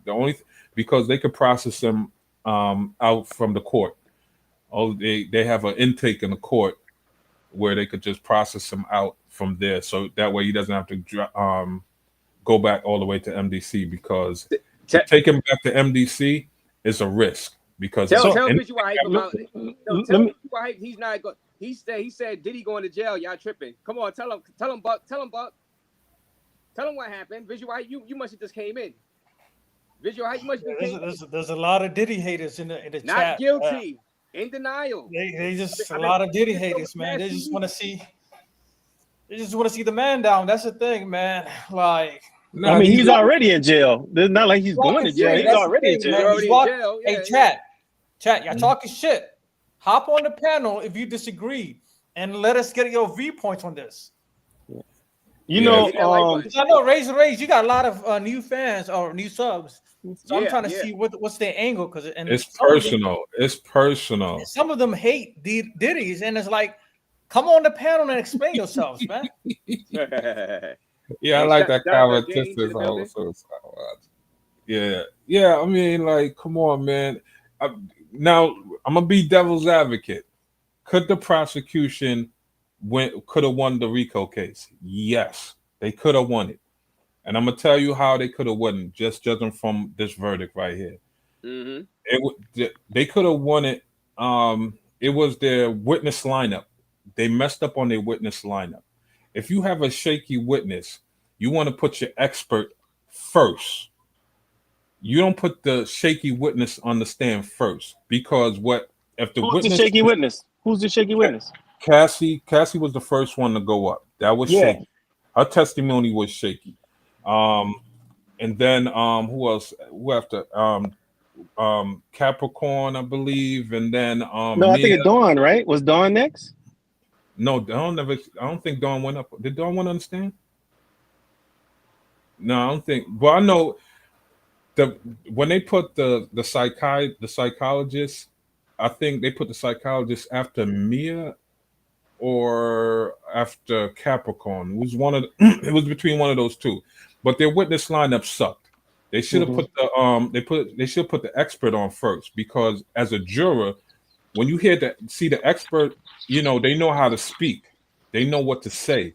They've been on cases like these before, you know what I mean. And it's hard for a defense attorney to break their theory apart, understand, if on the get go, without hearing the testimony of a victim. See, if Let me ask you guys this question. I'm sorry to interrupt you, bro. Yeah, go ahead. My question is, now that Diddy's been in jail, what, like 8? He's probably been in jail, what, 8 months or so? Close to that, yeah, probably more. Yeah. 8 months. Do y'all think he's recovered now from his drug abuse? Absolutely. Yeah, but they always relapse. They always relax, though. They always relapse. He'll relapse. Absolutely not, because he could get drugs in the jail. You could get drugs in jail, so it's not, nah. But I think he'd been clean before all of that. Once he left Cassie, I think that's when he started getting clean. And stuff. So yeah, once he left Cassie, I think. But if he was with Cassie at the time when all this was going on, then more than like, cause Cassie's still an addict. She's gonna sniff. I would say somebody need to keep a close eye on Cassie, because she is going to go into an overdose right now, because he is coming. Diddy is coming. Pause. He is coming, and he is coming back for that 20 million. So do you think he starts paying James those rent right now? That's been done. That's been done. Shut that down, huh? That's shut down. Even when she went in the courtroom and said, "I still love you." Yeah, nah. He's not a fool. And his mama's in the court? Hell no. Shout out to Ajima's World. He says, prosecute Fat Joe. Thank you for that $5 donation, Ajima's World, to the Fat Joe. Yeah, today is Diddy. Yeah, today is Diddy. Tomorrow is Fat Joe. Fat Joe was talking mad spicy about wait up, Diddy. but hold on. Let's not do that, because, like I said, I didn't do the Fat Joe stuff because that's just a lawsuit. I know how I feel about him, but I'm like, wait a minute. We went down this road with Jay-Z with the lawsuit. And we went down that road right now with Tony Busby's clients. So I said, we're waiting for Fat Joe until he's actually charged. You know what I'm saying? But here's the thing, though, Raze. Fat Joe's a hypocrite, because he never gave Diddy the same, the same what you call it? Same grace. Yeah, the same grace that he's looking for right now. You know what I mean? Because when Diddy was going through his situation, when the charges came down on Diddy and they saw the video, Fat Joe was the first big mouth hypocrite to went out there and start talking crazy, talking about, Diddy's a piece of ish. You know what I mean? Yeah, they just supposed to lock him up and throw him away the key. And now that the gun is turned around and pointed at him, I'm innocent. They doing this to me. This is all fabricated. These are lies. Well, so I can see. Yes, I can see. Hey, I understand. Until everything is in the open, until you go to court, and all the evidence is on the table, you got to be careful. Everybody who's saying the no Diddy, where's the no Diddy at now? Yep, humble pie. Because now, remember, Raze, I said when Diddy get off, he's going to be so dangerous in the industry that he's going to be very dangerous in the industry. This is the only time I'm going to say Diddy is real dangerous now, because not only he's coming with the lawsuits, but now he's seen everybody's hand. He knows who is who now. Yeah, facts. So now he knows how to move around these people. Now he knows how to leverage them. And he's going to leverage everybody in the industry. So For all those people who said Diddy was the gatekeeper, blocking them, blocking their careers, your career is done. Well, shout out to Kanye West for going down there. The man have totally. Going down there and supporting them. Now that I'm looking at it, Diddy is going to corner every part of the music industry. He's going to corner every part of it. And now he's not only going to corner the music industry, he's going to also corner Hollywood. Hollywood now have to play ball with him. Yeah. But he's dangerous right now, son. Oh, he's real dangerous. Shout out to those lawyers, man. They were trying to say them lawyers don't know what they're doing. Why are they not putting them on the stand? Why are they not calling no witnesses? They have no defense. I said, no. Don't play those lawyers out like that. Put some respect on those lawyers' names. You know what I'm saying? Yeah, all those late night comedians, talk shows that was talking crazy. Mm-hmm. Woo! Yeah. You got also then you think about the TMZs, the Breakfast Club, everybody, there's video and there's audio of any type of slanderous speech against Diddy right now. And he got it all. Yeah. That's why I was very measured over here. I was very measured. I was being fair because they were scared. If he's found not guilty, I'm like, I'm not going to be trying. I've been calling it from. You know what I've been calling it from day one, Raze. I say when Diddy get off, he's going to be very dangerous in the industry. He's going to be very dangerous.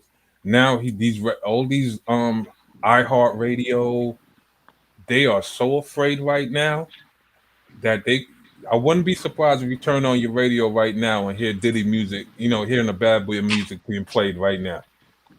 If you hear Bad Boy music being played right now, that lets you know how terrified they are of what's about to come.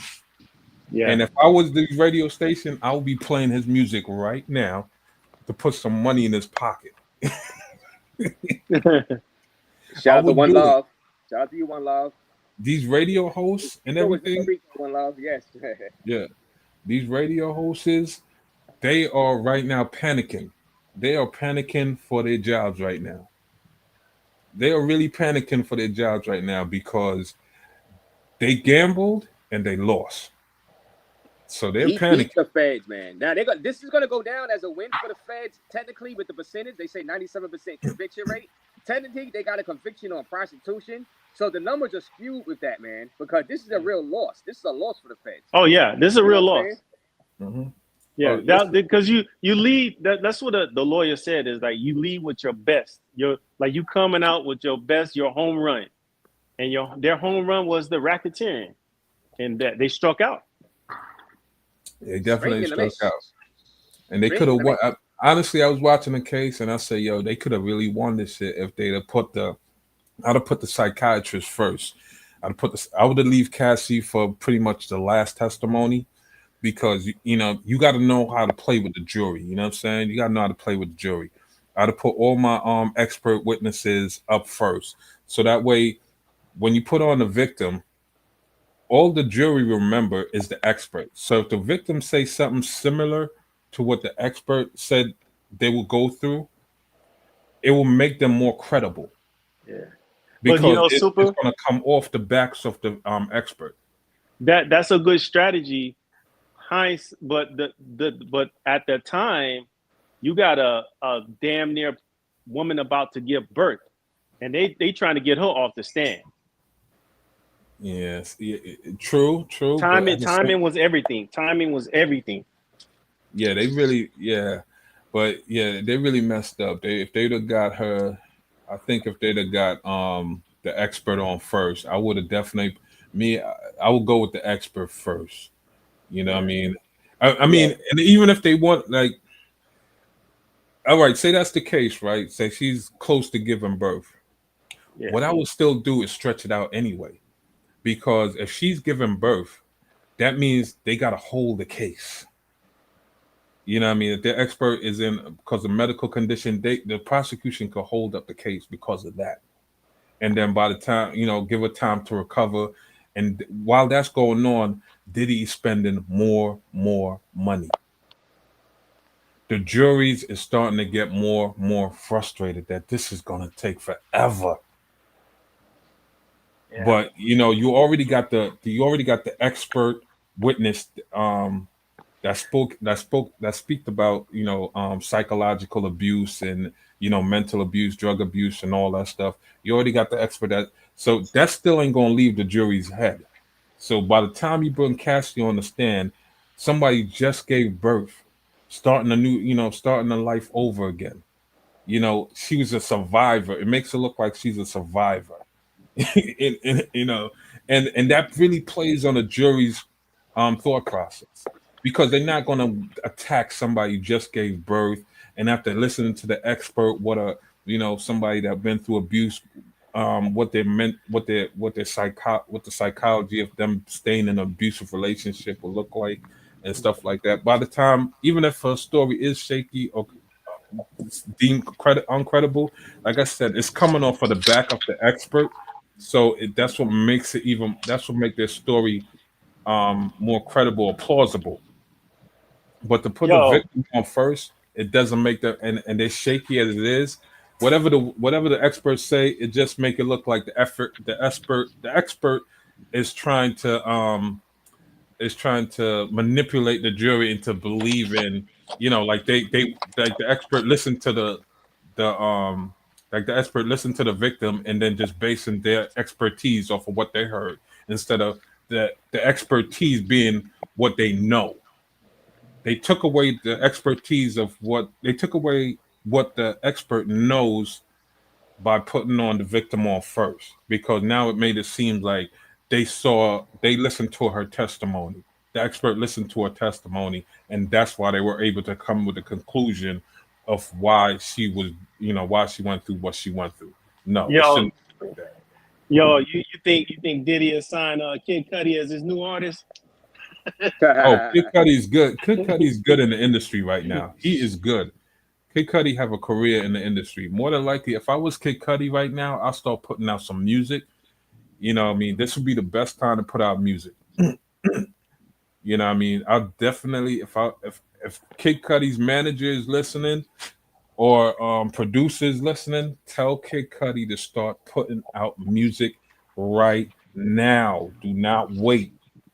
Yeah, you're right. I Start think you're right, putting out Super. music right now, because he have the backing of Diddy right now, and right now Diddy have a have a have a tidal wave coming in the industry right now. Man, I was just thinking again about the slander.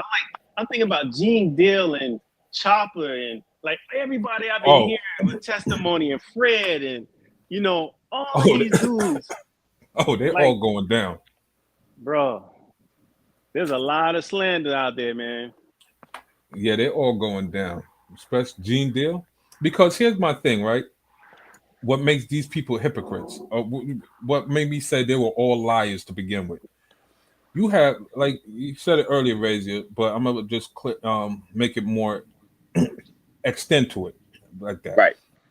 If you have all this knowledge of all these abuse and all these stuff that Diddy was doing, at any given time, the prosecutors is looking for witnesses. The prosecutor been saying it for day one, even while the trial is going on. The prosecutor is still looking for witnesses.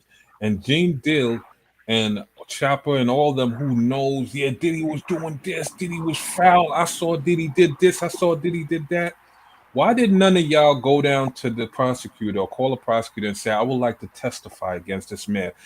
Gene Deal said Diddy is the most evilest person on the planet. He's evil and he needs to rot in the jail. He needs to rot in jail. And not once did he go, and he went down to the courthouse, and not once did he say, I would like to speak to the prosecutor. I'm a witness to some of Diddy's actions, and I could testify. I got dates and stuff. You know why the Even prosecutor? mates. Yeah, you know why the prosecution didn't take these people? Because they weren't credible. Right. They weren't credible. That's why the prosecution wouldn't want them. And Well, here's the other thing. yeah. Here's another thing though.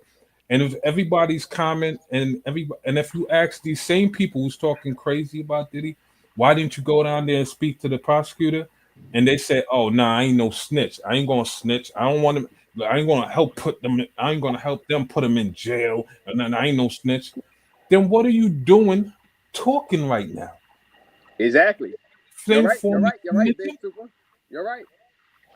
Yo, Razor, man, I'm about to drop off Superman. It's always a Yes, pleasure, my salute. brother. Drew, Thank you, Razor. Thank you for your donations, Drew, and thank you Big. for your time up here, All right, Drew. peace. And let me ask you this, and because this is real stuff right here. Mhm. So technically, he was like I said, he was found guilty of the Mann Act, 2 charges, Mann Act, with a minimum of 0 years up to 10 years. Right now, people in the chat saying prosecutors is asking for 20 years, he will get 10 to 15 years. What do you realistically think, Big Super? What is the judge going to do with that? Is he just going to give him time served? What is he going to get? What is he going to get? He's See, definitely going to get some time served. But here's the thing. This is his first federal charge. Right. So let's get rid of the 15, the 20s, the 10 years. This is his first time being charged with a felony. This is his first felony charge. Being found guilty of his first Being felony found guilty, charge. yeah. The judge is not giving him the max. That's dead. Now, the prostitution and, this is Prostitution and Mann Act, right? The judge is going to give him the bare minimum. Because, and the reason why the judge is going to give him the bare minimum. So time served. Yeah, because he have time served already. Not only that, the case, that prostitution charge is a very, very weak charge. Without the RICO, that charge is super official and super weak. So that's why the judge have to grant him bail. And he's gonna fight the charges outside of jail. That's a very old law too, but that's the Jack Johnson law, and that law also includes debauchery of cheating on your spouse. Also, like if you cheat on your spouse, you could be found guilty of that too. So that's how old that law is. Yeah, and he was never married to these broads. Yeah, I mean, but it's times have changed, So yeah, but the jury said we got to find him guilty on something. We're not going to let him. They found the whole 2 beat up on weakest Cassie, Yeah, that's the main reason why they charge him with that. That's the main reason. Technically, they weren't going to even charge him with that. Right. They weren't going to charge him. Yeah. Yeah. But they just had to give him something. That's something to me that tells me there was one juror convinced another juror to back him on filing that charge. At least giving him that charge. Because home arrest for 3 months? Yeah, okay, maybe. All right. Nah, he's not getting home arrest or no shit like that. They're not giving him no home arrest. It's either the judge give him time served and let him walk, or he's gonna the most he could out of the 5. He's gonna start out of 2 charges, combine them so somewhere around, I'll say about 2 to 5. Might give him 2 to 5 or even less than that, or time served on 1 and 2 and give him 2 on the other. But or he could charge him. He could put all charges and make it consecutive. I don't know. I forgot the word, consecutive or concurrent. Whatever. He's gonna combine them to serve at the same time. He's gonna combine both charges to serve at the same time. So if let's say both charges are 5 years, he's gonna get about the prosecution just threw out that big ass number 20 years to scare Diddy into a plea deal. They know damn well he's not getting that. And on a first charge. Pat Yager, judge is going to make an example of him. Now, at this point, if he does do something crazy like that judge, it's going to be riots. Now you're setting up for some riots now, because now you're playing games. You know what I'm saying? Now you ain't gonna get that guy. It's time served and up to 10 years. If you give that man 10 years for each charge, there's gonna be riots, because now we're going to get into the whole race stuff, and because now you only found to get you on prostitution. You got to make prostitution you got to start going after everybody. Then if you do that, and it's nobody get. Not even a regular person get 5 years for buying some tail.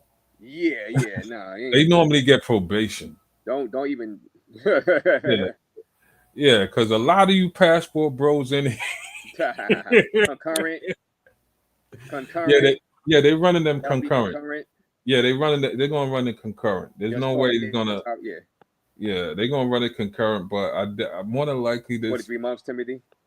The judge is looking at the case. The judge is looking at the charges and looking at the case, listening to the testimony, hearing the briefings of both on both sides of the attorney, and pretty much Diddy's defense attorney is like, "Yo, listen, we are gonna appeal this, regardless of what you decide. We're gonna appeal it." And now here's the thing: when we appeal this, you know what I'm saying? He's definitely gonna be found not guilty of it. Right. You know, he's that because, like I said, the RICO was the only thing that made that charge, you know, give it the backbone or the strength. The RICO one there no more. Now it would be like a regular man, like it's like a regular man, face, like a regular dude that picked up a prostitute on the street. Right. The feds come, and the federal cop, let's say a federal FBI agent saw you pick up a prostitute on the street. They wouldn't even take you into bookings for that. They'll say, "Hey, get out of here." Unless you were somebody that have information that they want, that's the only time the feds would take you in and charge you for it, and then say, "Yo, we'll give you a deal, and that way you don't have to do too." Yeah, and a judge will look at a federal judge. This is an embarrassment for a federal judge to even give somebody time for. This is an embarrassment. It was embarrassment meant to bring it. As I was reading the charges, I mean, as I was reading the statements in the trial, you know what I'm saying?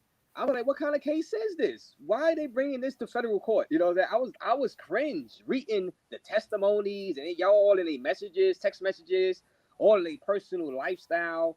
I'm like, what kind of case is this? And I said about 3 weeks ago, like, this is trash.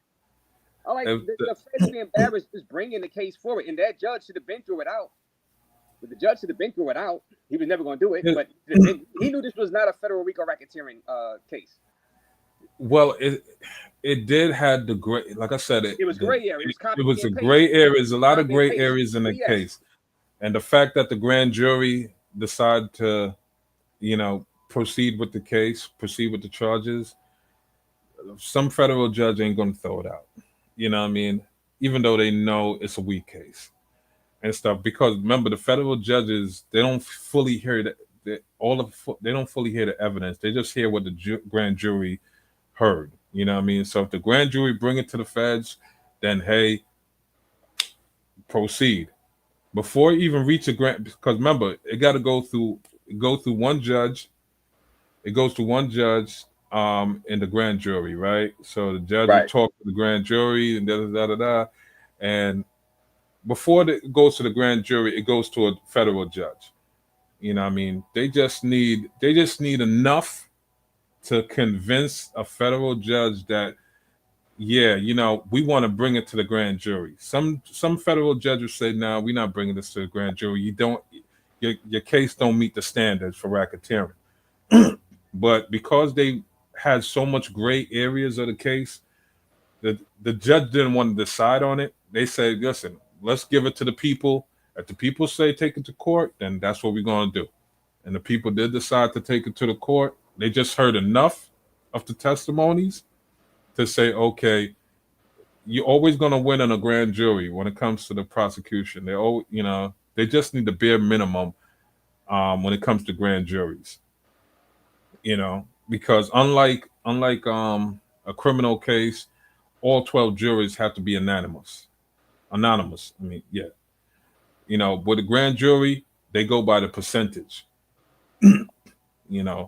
It's not anonymous. You can have, if there's 30 people, 40 people in the grand jury, if they got 30, or let's say they got 25, yeah, your shit's going to court. Now, the presiding judge in that case, even though the case is weak, or he may feel like the case is weak, he can't throw it out.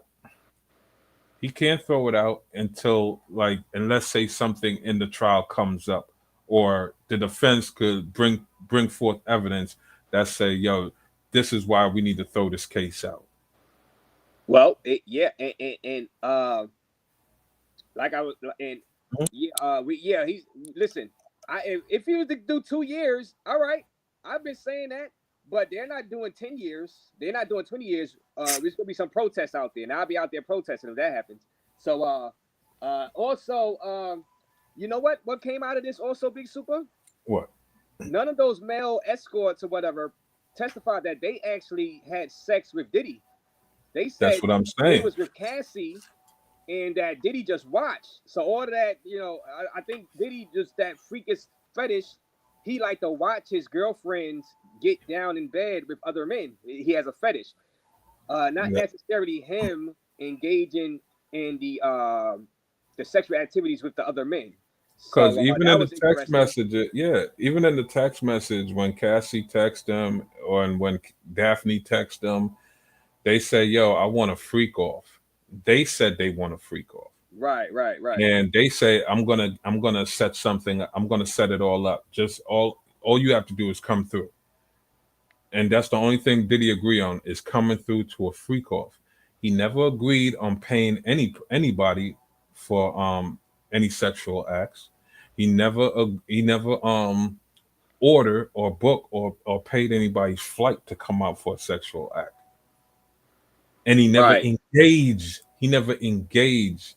And when it comes to engaging in prostitution, you know what I mean? If money doesn't exchange hands from your hands to another person, you can't say that they're engaged in sexual in prostitution. So this is why this case is going to be thrown out on appeal. More than likely, I doubt the feds want to fight this, because that same prosecutor who want to take it to 20 years and shit like that, she thinks she's slick. She want to hand it off to another prosecutor so another prosecutor could drop the case. Right.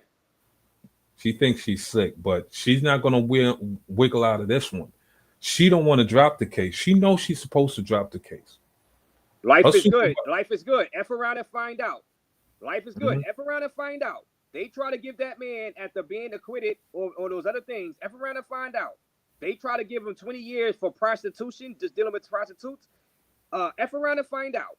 There will be protests. I'm going to say protests. I ain't even going to say there will be protests. F around and find out. I don't mind. They can give him a couple of years, but F around and find out. He's not doing no more time than what he already done. And he's going to get that back. Like that, like I said, that prosecutor, she knows her bosses is calling her right now. I wouldn't be surprised her bosses are calling her right now. Listen, drop the other 2 charges. Let's try to get out of this with our hands clean. But she's saying no. And they're going to crucify her. Her career in the feds is going to be crucified. Any major case that comes onto her desk, they're not giving her any more major. They're not giving her any major case. From here on out, she's going to be doing more. She ain't going to lead nothing. She's not going to be leading nothing. Well, life is good. You big mad, you big sad. Hey, big super. They big mad, big sad. They are praying. They hoping and praying. The haters are hoping and praying that the judge he rescues the prosecution and he sentenced Diddy to 10 years for prostitution. You guys are desperate. I called you guys out. I battled you guys over the past 3 weeks, and I beat you guys. I won. And Diddy beat the feds. He will more than likely just get time served. But like I said, I don't even mind 2 years. I agree with Jay. Years. He won, even if he got a 6 for 2 years. I don't care. I won't have no problem with that because he did beat up Cassie. So it is what it is. I'm still think he's gonna get time served though. Yeah, he's definitely gonna get time served, but he's gonna get that. He's gonna get paid for that though. For every day he did in jail, he's getting paid for it. Like Jay said, like I said, heads is rolling right now because this is a very expensive case. Yeah. This is not cheap. This is not cheap because the raid on his mansion in Florida, that alone costs about $500,000. Right. Because you're talking about equipment, manpower, and and and the billing hours that it takes to to process all the evidence they collected from the mansion. That's a lot of money. And then the billing hours that it's costing the federal government to trial this case, we're upwards to almost close to $10 million for this one case. Exactly. Diddy may have spent more. I'm talking about these probably spending close to roughly about 30 to 20 million. 20 to 30 million. The feds definitely spend over 10 million. Yeah, they got a cheap case. Face, man. It was embarrassment. It was this wimpy judge. He should have been through this out. Shout out to Jazzy P. Jones. Now let me get an update. Shout out Jazzy. What's up, baby? Here's an update. There's nothing to report now. Both sides' bail letters were sent at 1 p.m. Sean Diddy Combs' lawyer was docketed at 1:30. Okay. The U.S. Attorney's Office letter is still not docketed. Waiting to see what time judge holds arguments. So we're going to see about this bail. You know. Yeah, you see what I'm talking about. You see what I'm talking about, Raze? You see what I'm talking about, Raze? Yeah. The prosecution haven't sent their letter in yet because somebody's on the phone right now. Somebody's on the phone right now, like, yo, offer him no jail time. Right. And then if he wants to appeal it, it's better. That's the soft landing for this prosecutor right here. The soft landing for this prosecutor right here is to offer no bail time. They already got the verdict. You're good with two. You're good. At least you could show something for getting 2 guilty verdicts. Now here's the soft landing that this prosecutor need to deal with right now. They need to offer this man 5 years probation, time served. Yeah. With 2 years, I will give him 5 years probation with 2 years supervised, and restitution, and he have to take some anger management classes. He got to take drug AA classes. Yeah.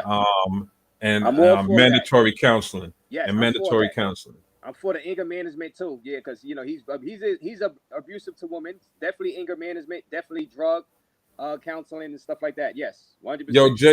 Yo, J quit. I've been saying this from day one. This Diddy case was actually for Eric Adams. They were going to use Diddy in order to convict Eric Adams. And why I say that is because in Diddy's trial, right? Diddy have political affiliation with the mayor and other political parties, right? So within Diddy trial, the prosecution was hoping while the Mayor Adams trial is going on, they could introduce certain evidence in Diddy's trial that they wouldn't be able to introduce in Adams' trial. Because if they could get it, if they could put certain evidence that they knew they wouldn't be able to get past in Adams' trial, if they could put most of the evidence in Diddy's trial and link Diddy to Adams, then now they could take that same evidence and use Diddy and force Diddy in a position to where he have to go and testify against Adams. See, they wanted the books from Diddy because Diddy made political contributions, and Adams' books are shaky to some degree. His book, that's why they're in the same court. That's why they charge them in the same federal court. Right. Because they was gonna cross mix both trials. They was gonna use both trials in order to leverage Diddy in order to testify against Mayor Adams. See, it was Diddy's arrogance that caused it, that made this went this far, where it got personal for the prosecution. Hey, hold on, Carl Mitchell. You said probation for blowing up cars and putting hits on people. Y'all sick. Carl Mitchell, wait a minute. What evidence that do you have that Diddy put hits on people? But you know what? Hey, I can play that game, Carl Mitchell. You know who put a hit out on somebody? Do you know who put a hit out on somebody?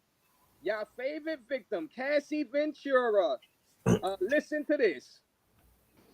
So you're telling me that he showed you a video of who kidnapped Cassie? Then that's not a real video because he's never in that position. You would have been naked. I'm just saying, if you were. So he's in the video. I'm saying if I had a picture. Is he in the video? Yeah, but I'm saying if I had a picture. Then that's not me. But I'm just saying, look, hold on. You have to understand. If I had a picture of you naked. If there's a picture of me naked, that's completely different than a video of me. So the video that he showed you, he's in it. Yeah, we can try to pull it. How are you gonna? Oh no, your phones are right here. Try to pull it. You can try to pull it. You can try to pull it. On the internet? Yeah, you can try to pull it. Where? I'm not gonna lie to you. Okay, which phone? You can bring the Samsung? Yeah, you can bring it. So you have it or you don't have it? Can you just be clear with me? Do you have it? I saw it and I don't want to ever see it again. I know you don't, but I want to see it. Yeah, but I don't want to see it. Bro. Yeah, you don't have to see it, but it's my life and I'll kill you.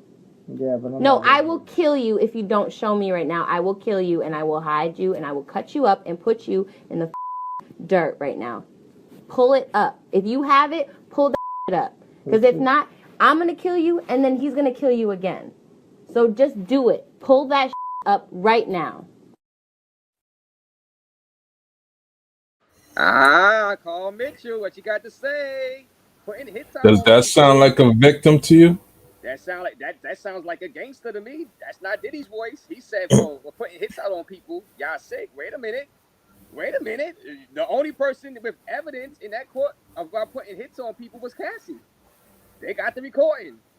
Hit the like button, guys. Subscribe to the channel. That shit sound crazy to me, son. Woo! That shit sound wild as fuck. You know what I mean? That's why the jury asked for Cassie's testimony.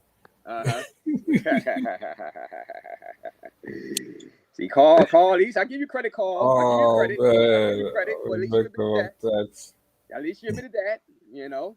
But she wasn't arrested. The prosecutors should have used Cassie as a underboss. It said that Cassie and Diddy was running the criminal enterprise because they had evidence. They didn't put that audio out. The defense put it out. The prosecutors didn't want to put because they wanted to paint Cassie as a victim.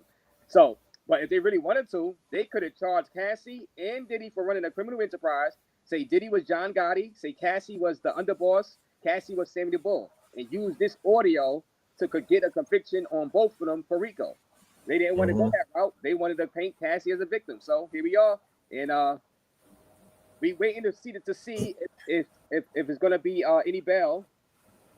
All right, I could tell you right now, man, the Fed's bosses are calling this prosecutor like, yo, listen, man, drop it, man. So that way we don't have to go on appeals because it's going to cost another close to $5 million on appeals, man. It's going to cost us $5 million. And if he gets off, guess what?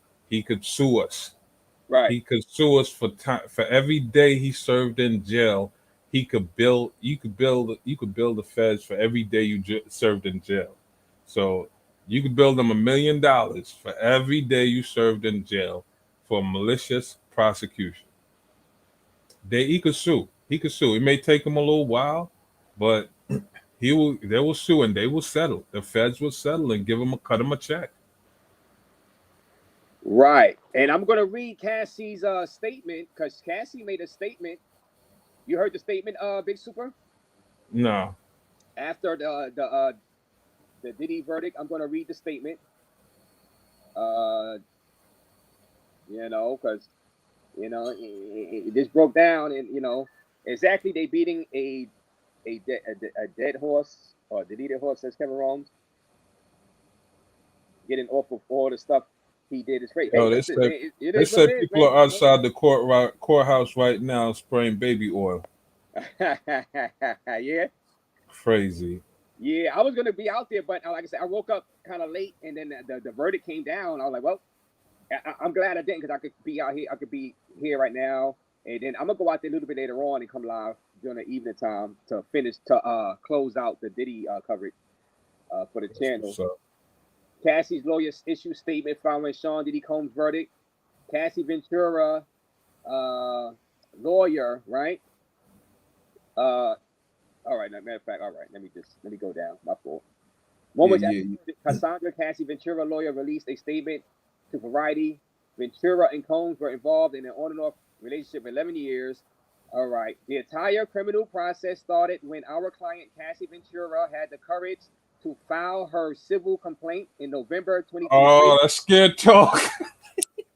Her lawyer said, although the jury did not find Sean Diddy Combs guilty of sex trafficking, Cassie, beyond a reasonable doubt, she paved the way for the jury to find him guilty of transportation to engage in prostitution, the Mann Act.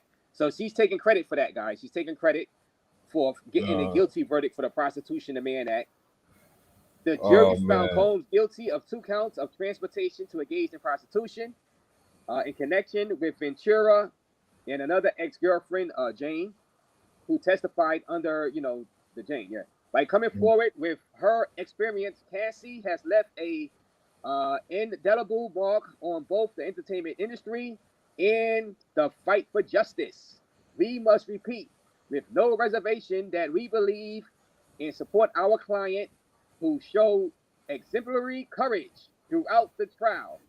She displayed unquestionable strength and brought attention to the realities of the powerful men in our orbit and the misconduct that has persisted for decades. This case proves that change is long overdue, and we will continue to fight on behalf of all survivors. That was okay. Here is my take on that statement. Just listening to that statement, that's a desperate plea or cry that Diddy doesn't come and sue her. And she's trying to garner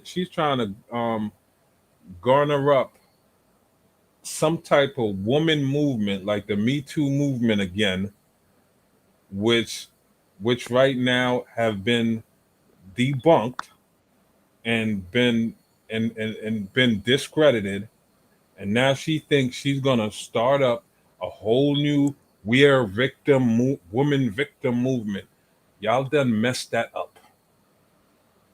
Now the only reason your attorneys out there trying to save you from getting from a lawsuit, because he's gonna come and sue you. If Diddy doesn't sue you, then that means he must still have some type of feelings for you. But in my opinion, I think he should sue her and get that money back. And when I mean, it's going to cost her some money to fight that case too. And the attorney is getting out in front right now to let them know that, yeah, we're gonna fight it. We're gonna fight it if you come after us. We're gonna fight it. This is just an attorney getting out there right now to try to because they know he's in a good position to sue and get that money back. Because if they weren't in a good position, then there's no need to make a statement. What happened, and you moved on. You got paid. You moved on. But the only reason why she have an attorney out there right now is because he is coming. He is coming to get the money back. And she needs to be on watch, because she is going to be very heavy on some drugs right now when that man walks out those front doors this afternoon. Well, yeah, and all right, we got breaking news, more breaking news, guys. And shout out to everybody watching. Shout out to Jay Lee. Shout out to everybody new. Shout out to Carl Mitchell. Shout out to you, bro. Shout out to One Love. Shout out to everybody who donated. Kevin Romes, Knight Rider. We got breaking news. Shout out to all 251 in the building. Shout out to my guy Big Super. Let me show Big Super. Let me show Big. I mean, it's not a real photo, but that's me. That's That's not a real photo, guys. We trying to search out Big Super on the streets.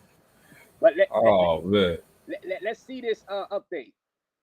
Update 2. Hearing that after the submission just now of bail letters by Combs, the U.S. Attorney's Office judge. All right. the U.S. Attorney's Office, the judge will be reconvening the parties in court at 5 p.m. in 3 hours. Okay? So they're going to do the bail stuff. He's going to maybe grant Diddy bail at 5 p.m. So you know what I'm going to do? I am going to be out there at the courthouse at 5 p.m. And if Diddy is freed, I'm going to get Diddy on a live stream because he's going to walk out of those doors a free man. No. Live from the Diddy courthouse later on, 5 o'clock. No, Raze. No, he's not walking out those doors. He's not walking out? No. Nah. Not those doors. He is leaving jail. He is leaving jail, but he's not. Front doors before the media. He's going to go to another. Yeah, he's going back to MDC. That judge is a dick. that's just a dick. He's going back to MDC to be processed. Okay. Well, I'm gonna still go out. I'm gonna wrap up the Diddy stuff, so I'm gonna go out there for that. So if he's granted bail, my title gonna be Diddy coming home.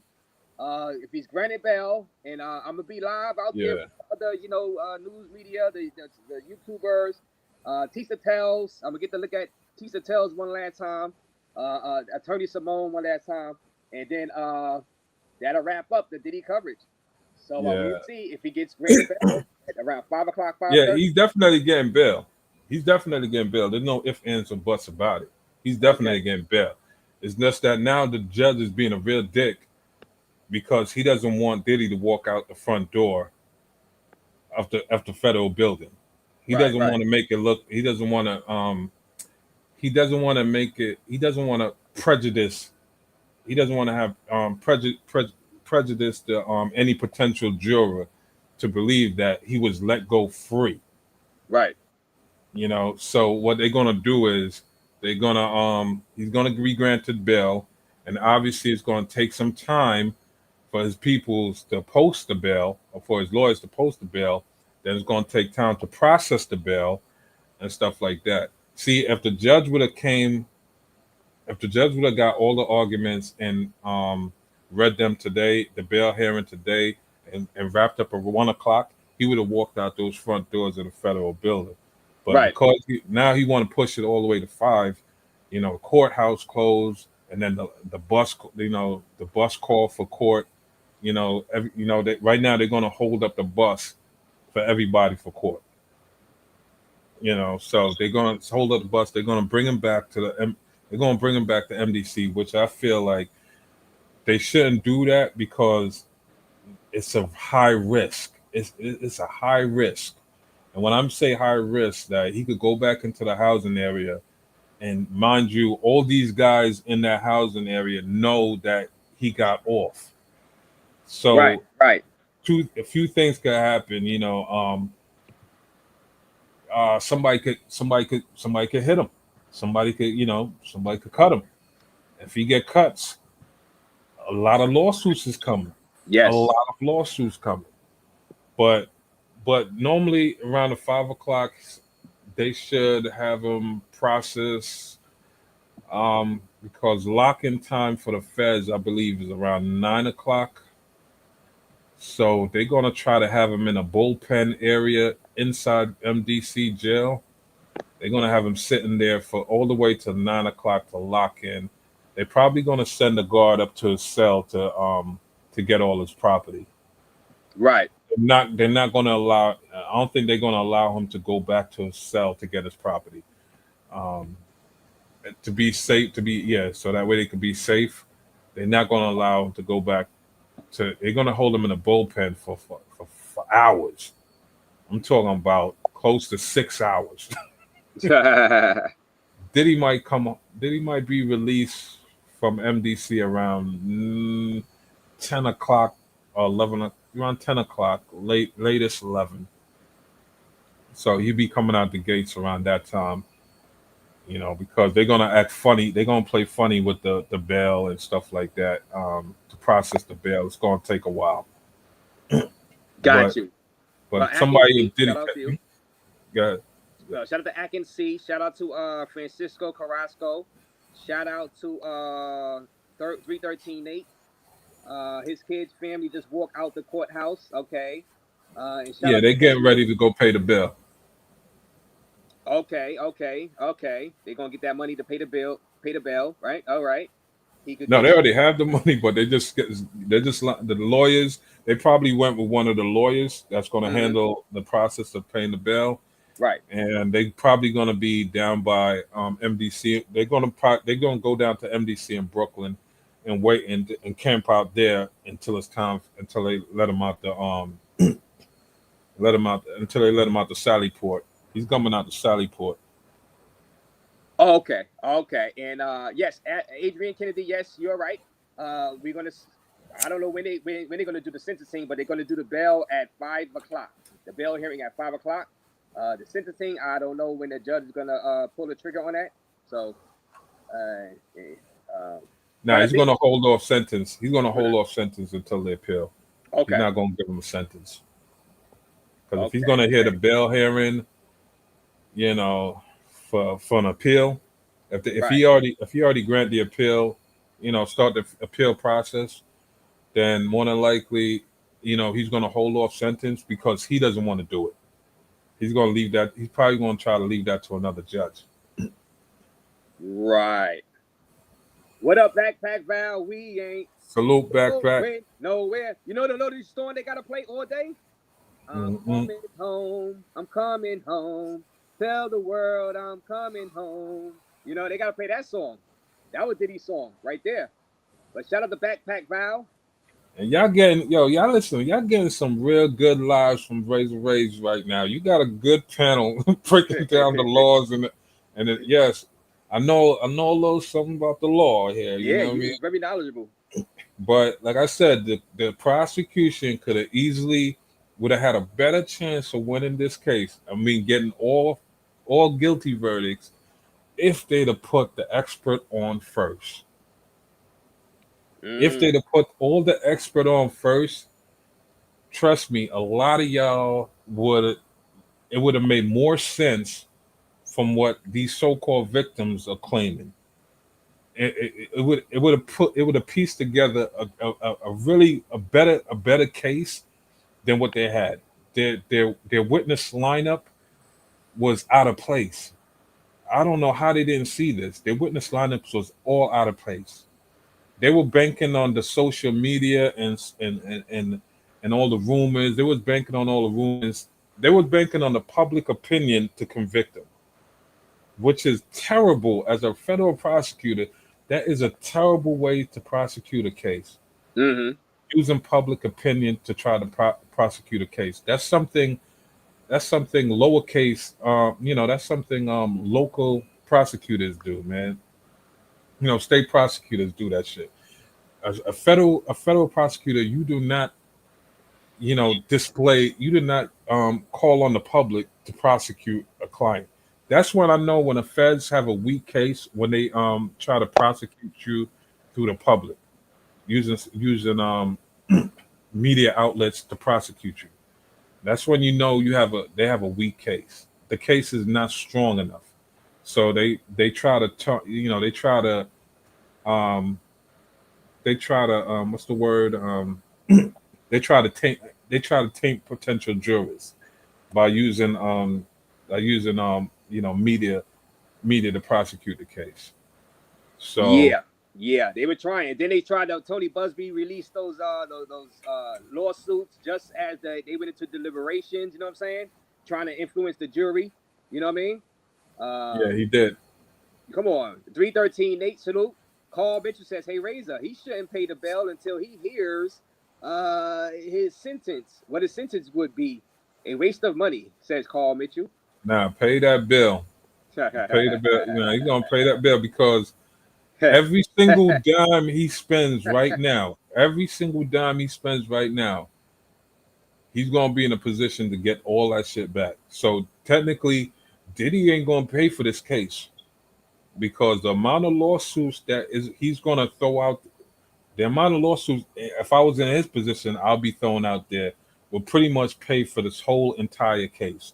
So that means that the feds done spent close to $10 million on this case.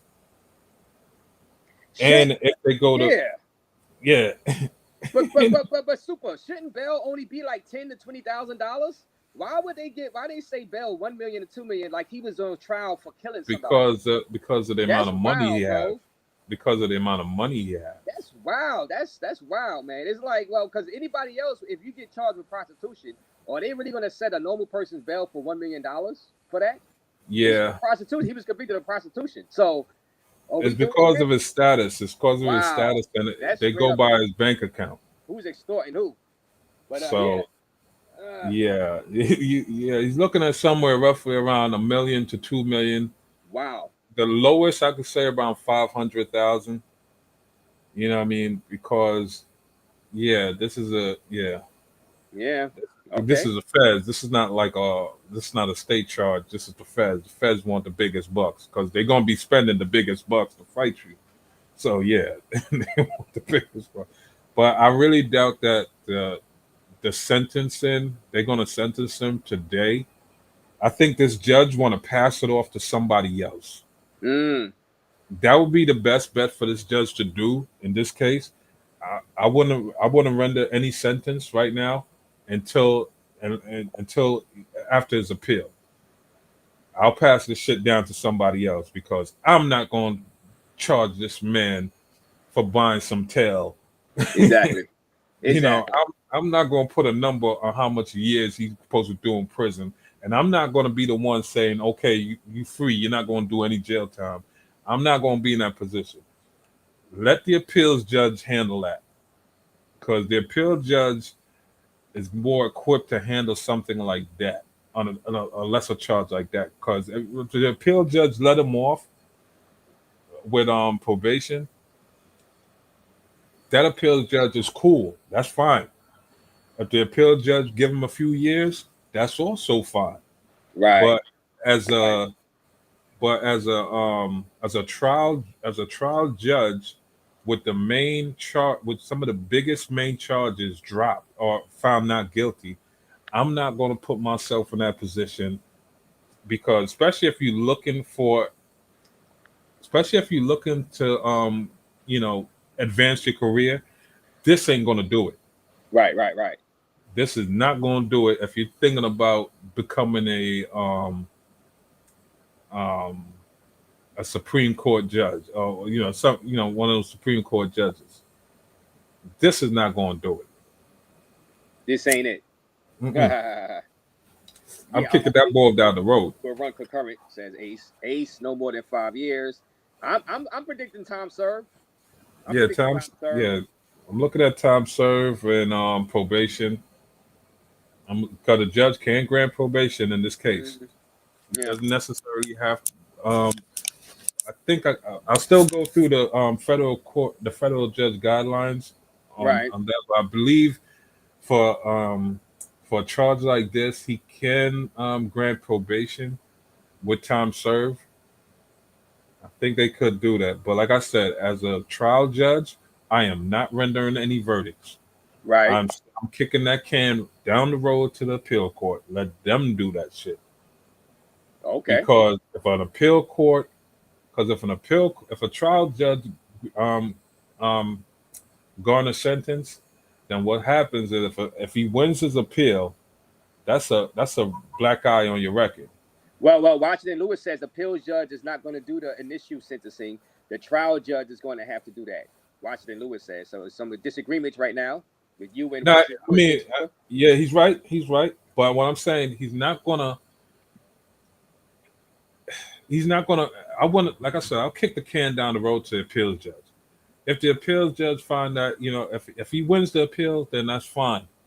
But if he loses it, then I think you might be right. He will have to revert back to the trial judge to render his sentence.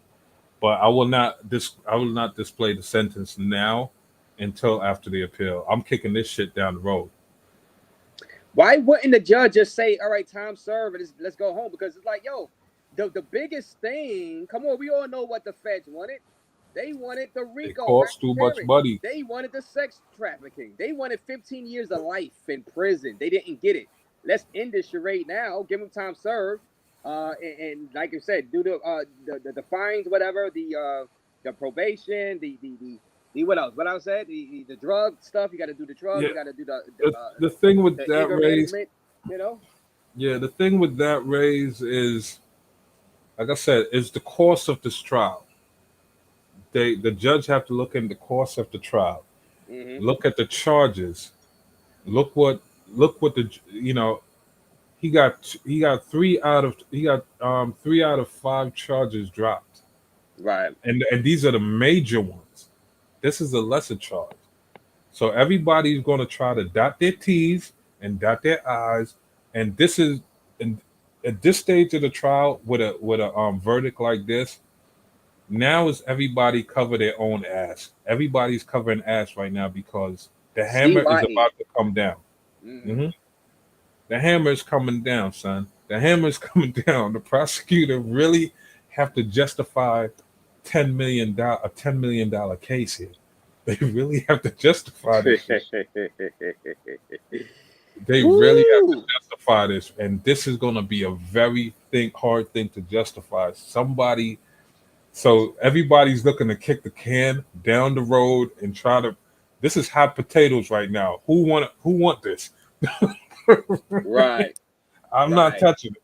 If I'm a prosecutor right now, on the appeals part of it, I'm not touching it. Give it back to the trial judge, the trial prosecutor. Give it back to them. More than likely, that's exactly what's going to happen. They're gonna try to pass it off to somebody else. They're not taking it. They're not touching it. He'd be home for 4th of July though. He'd be getting that bail, Carl Mitchell. He getting that bail, Carl Mitchell. Carl Mitchell, he got people like Carl Mitchell. They want to keep hope alive. They want him to get sentenced to 10 years. We got T's and we got I's right now. Keep hope alive, Carl. Keep hope alive. The federal government right now is dotting T's and dotting I's right now because this was a pricey case. This was a really pricey case, and they have to show some justification. The trial judge, his performance in this case was a little sketchy. Right. I would want to kick this down to the appeals judge, so that way I'll have a better standing on sentencing. I'll have a better standing on sentencing. I want to kick this down to the appeal judge, the prosecutor. I would want to kick this to the another prosecutor to fight this case in the appeals court. I don't want to touch it no more. I'm already effed. I don't want to touch it, but no federal prosecutor right now. I don't think they want to touch this. This is hot. I don't want to touch this. So, yeah, the trial prosecutor is the one who have to defend the appeal. They have to fight the appeal.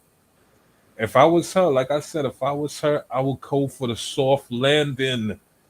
Go for the soft landing. Just offer probation, no jail time. At least that's easier for him to appeal because he's going to win the appeal. You already know he's going to win the appeal. Offer the probation, so at least the judge feel comfortable of accepting it or giving him probation, and then I'm pretty sure Diddy's lawyer is going to accept it. They're going to accept the probation. Can they fight if they get if he? No, he probably won't. He probably won't accept no probation deal right now. He's not accepting no deal. But if the prosecution offered give the judge sentence guideline to offer 5 years probation with time served and to give him mandatory classes like anger management, AA classes, drug abuse classes, what else? Mandatory counseling and shit like that, and restitution. You know what I mean? That's a great soft landing for the judge. The judge will take that recommendation. That's good for him because he could say this is not my. He could use that and say I didn't give him this. You know what I mean? The prosecution offered this, and I'm in agreement with the prosecution. These are soft landings to take. To double down right now is your career is already in the shitter. So to double down right now, I would say is be a suicide. Take the soft landing. I'm pretty sure Diddy's lawyers is trying to is giving them the same thing, setting them up for setting them up to offer a soft landing. This is the best way for the judge to dot his T's and dot his I's and cover his own cover his own ass. Right. And whatever is left of this prosecutor's career, she may have to sit down for about 5 years before she even get a chance to trial another major case. You know what I mean? Where the circumstances may be a little different. It's just that this was a prosecutor that was hot, that thought they was going to get Mayor Adams using Diddy, and didn't work out. It didn't pan out the way they thought. So all the evidence that they could have got from the Diddy trial to incorporate in the Diddy trial to go to the Mayor Adams trial, it's not happening. It's done. Take the soft landing. If the prosecutor is listening or their supervisors are listening, tell them to take the soft landing out of this case. At least you could come outside and say, we're not happy. We're happy with how the case come out, even though what we were looking for, didn't pan out. The jury really did a great job and listening to the case, listening to the evidence, and coming to their conclusion. Do you think this case was? No, this case was ran exactly how it's supposed to ran.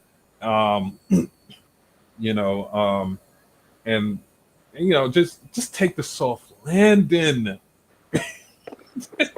So Cassie's lawyer wrote another statement. Let me see if this is another statement. She better fix the first one. Let me see if this the.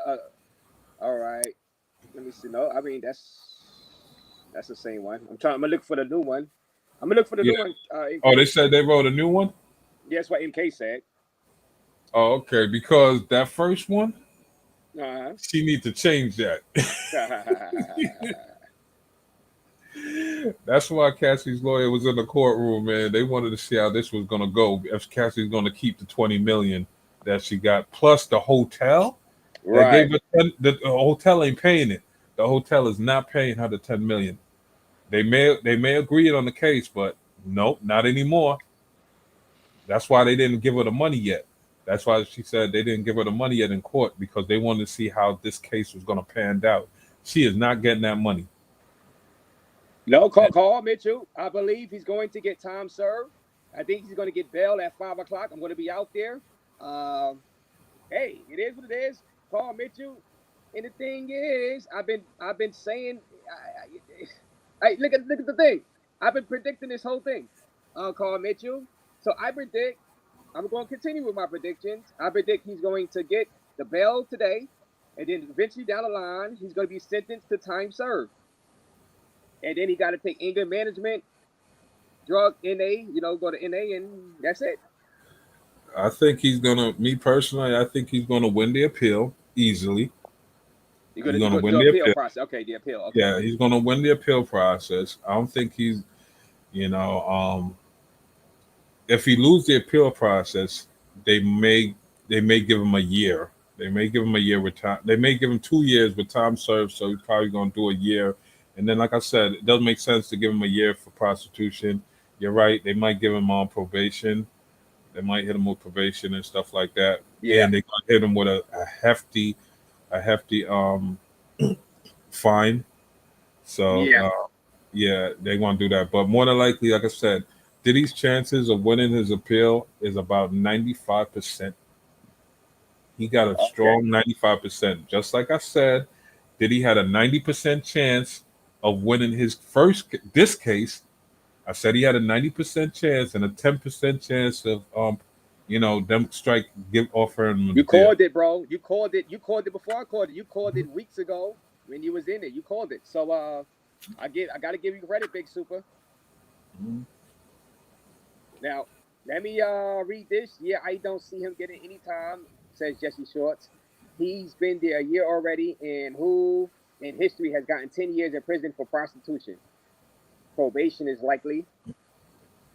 And RICO, Uncle Rico with the $4.99 donations to Raise the Raze travel fund. Raze is going to take a baby or you bath to celebrate. Hey, and thank you for that $5.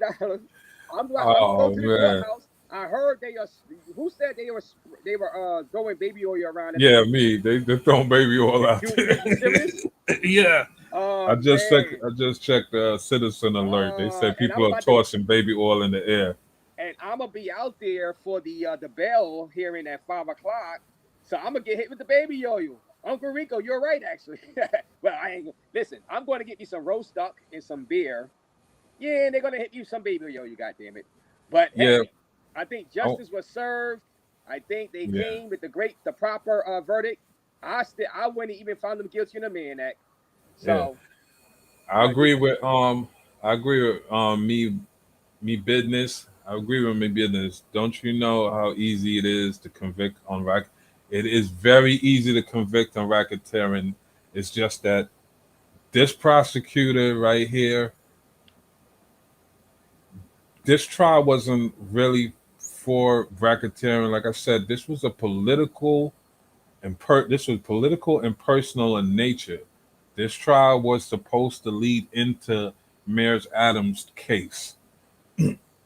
Because if I was the investigator on this case, you know what I mean, Diddy's a hanging fruit. Diddy's the hanging fruit on the tree. Cassie's the rotten fruit. Cassie's the rotten fruit on the ground that lead to the hanging fruit of the tree, which is Diddy, that lead to the main fruit, which is Adams. So as a investigator, you wanna find that rotten fruit. You find the rotten fruit to get to the tree, and then you look for whichever hanging fruit you can find on the tree, and then you work your case, like that. Now the problem with leading into charging Diddy with giving Diddy these charges, they overshot. The prosecution overshot, and when I say they overshot, they were hoping to use Diddy's case to shoot right into Adams' case. But see, the problem is the branch moved. The yeah, wind blew the branch, so they missed. They missed knocking yeah. Adams off the tree using Diddy. They missed knocking Adams off the tree. So now they have a hanging fruit that's just starting to get rotten. So they missed that fresh fruit in the middle. Right. All right. Well, shout out to my guy Smoke. Sunday Night Smoke. He says beers and baby oil you for the Solution. subs. Yes, beers and baby oil you for the subs, guys. Hit the like button, subscribe to the channel. All the new subscribers. I mean, all the new viewers. Sub up, Diddy sub up. Diddy Dropping out. spend Uda was oiling Oman up with baby oil. Oh, word. So Uda on the go was oiling up Oman. Okay. All right. All right. All right. MK, did he spend between 20 to 30 million on this case? Woo. You Woo. know, did he spend roughly 20 to 30 million on this case?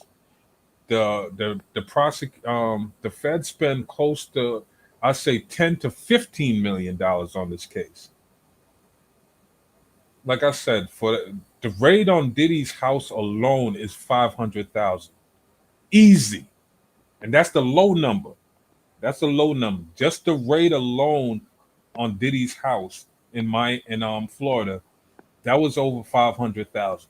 The amount of manpower, vehicle, equipment that it costs to raid that house is crazy, because every single piece of evidence have to be labeled and put into the system and and prioritize. So they spend hours and hours of manpower doing that. And when it comes to evidence, you know what I'm saying? It goes by damn, what's the word again? When it comes to evidence, it's you know, anytime it get handed off to someone else, you know what I mean, it have to be documented, recorded. All that stuff is, man, those are hours times. There's a lot of money. And before, I said the government spent probably 3 million before they even went to trial. Not big. Oh, Baller brand is big baller brand. I don't. All right. Well, shut up. Shut up. Shut up to Shine 97 in the building. Hit the like button. Big Super is breaking it down. Diddy definitely a fruit. LOL. Hey, he definitely like to watch. I mean, he's that one of those types. Diddy got away with it. Now he can enjoy himself. Yeah. Well, maybe see. Bring I back Coach said, Tibbs. Something they smoke. I said, yeah. since Diddy got the two guilty verdict, because I was saying if he'd have got off on all the verdict, he needs to get out there right away to start rebuilding his image, which is I'll put on a big concert at the Barclays Center. I mean, I'll put on the biggest concert at the Barclays Center. I'll get Frenchman. I'll get Kanye West, because once you get Kanye West on the ticket, then all the other rappers is gonna come through. You're gonna have you could get Future. Future will come through. There's two NYC. people. Oh, you talking about Future? You talking about Yeah, Future. Future. The rapper The rapper. to Future. to, Yeah, I to was trying to come get to my come to the Future. You gonna get the concert. rapper Future. There's only two rappers I wouldn't invite to the concert. One of them is Young Thug and Meek Mills. Those two, especially Meek Mills. All this shit happened because of Meek Mills. Mm. Meek Mills was a snitch in this case. In my opinion, Meek Mill was a government employee from day one. You don't get 10 years probation and breaking and violating your probation and not doing no jail time. The feds was helping him because who was around Diddy all this time these things was happening? Meek Mills was around Puffy. All the parties, Meek Mills was there. When Diddy was with Cassie, Meek Mills was there. When Diddy was in Miami, why did Meek Mills left Philly to move all the way down to Miami where Diddy was living? And you notice nobody met, all this time Meek Mills was hanging out with Diddy, chilling with Diddy, drinking with Diddy, partying with Diddy, going to these black tie affair parties, going to the white parties. Why all of a sudden nobody here will peep out of Meek Mills? All the sex accusation and rumors with Meek Mills and Diddy, Meek Mill was so attached to Diddy, they thought they were lovers. That's why the rumors started. I mean that's it. There was like avalanche of crazy stuff, man. But why didn't the prosecutors call these names in to testify? That's the big question. I'm gonna tell you why. That's Meek Mills was a government employee that got close to Puffy, who was close to a lot of political figure, and Meek Mills saw all the abuse that was going on with Cassie, and then put the federal government on Cassie as the rotten fruit, because they wasn't going to be able to just get Diddy just like that in the open. I wish I could go to the free course with LeBron, says Santo. Danielle says he is never going to escape this. He is done. All right. Well, no, he could. Diddy's not done. I've been telling y'all, Diddy is going to be dangerous in the industry. You thought he was a a-hole now? Or you thought he was this monster? Y'all just created a monster. This trial just created a monster. You know what I mean? Yeah. No, go ahead, finish your thought. And I'm about to close this out because I'm about to get ready. I've got to go work out, and then I got to eat, and then I'm going to go to the courthouse for the bail hearing and see what happened. Roll the tape. You remember Roll the Tape? Roll the tape. Salute, Roll. Roll the tape is here. Roll the tape. Yeah. Is This here. case, Yeah, this case then turned is going the monster they was calling Diddy. Y'all just turned this nigga into a monster. Y'all just made Diddy turn into a monster. So y'all saying his reputation is bad right now? No, it's absolutely not bad. His reputation now is going to precede him. And when I say it's going to precede him, it's going to precede him. That the only way. Here's the strategy I'll be using, which is sue everybody. When people start seeing a whole bunch of lawsuits coming from left and right, or this person getting sued and that person getting sued, everybody's gonna fall into line. Everybody's gonna fall in line. When did he make that? When did he call it? When did he call the phone? It get answered. It's gonna get answered. He is gonna hold the industry. He's gonna extort the hell out of the industry right now. The music industry, he's gonna extort it. The so-called gatekeeper theory, he's got that. Right. He Well, got shout out. Well, like I said, we give you a shout out. I thought Big Super was on the the witness list. Salute to all you fellas. Like I said, shout out to the original Double R, the icon, Richie Rich rolled the mother freaking tape in the building with the $5 donation. Now, Diddy's not getting yo smoke. I'm telling you, Diddy's not getting blacklisted or nothing right now because people in the music industry are panicking. People in the movie industry are panicking. People in like the liquor business, the same liquor company that he sued, they are panicking. They're right now. People are reaching out to Diddy's people to make deals with him right now on the low because if you can make a deal with him now, he can't sue you. You know that will keep him from suing you. So if I was any of these companies that was doing business with him before and said, we're gonna hold back until after the case or whatever, you know what I'm saying? This is the perfect time to reach out to his people because you got to remember, Bad Boys Entertainment, his companies were still running. People were still on payroll getting paid while this trial was going on. It never shut Ah, down. It but never shut down. Johnson and Johnson panicking. He said, "Well, maybe Johnson and Johnson offer him a deal instead of having Diddy make his own lubricant or whatever, because more like a lubricant. Johnson and Johnson offer him a deal, or Nah, some off the brand tech. offer him a deal. Another off brand offer him a deal. You want Mike? You want me to explain why these people are panicking? Because deals was already made, right? Deals was already made, but these people, when the case happened, they found a loophole in order to break these deals, right?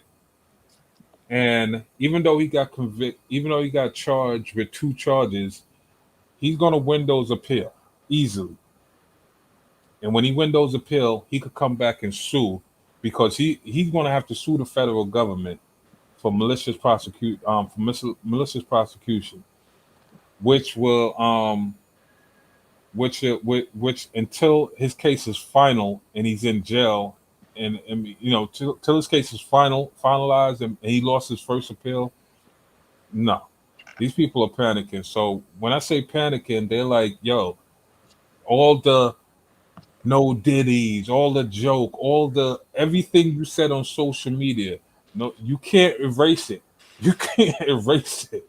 If you think you're gonna erase it, or you say I got hacked or something, all the business deals, everybody's in the crosshair for lawsuit right now, and there ain't nothing worse than than have to pay lawyers for a lawsuit. So I would rather work with him than work against him. Just like Donald Trump. Donald Trump sues everything. Everybody get paid. That's why people are scared to go up against Donald Trump because they're afraid he's going to sue. Whether or not he have a case or not, he's just going to keep suing.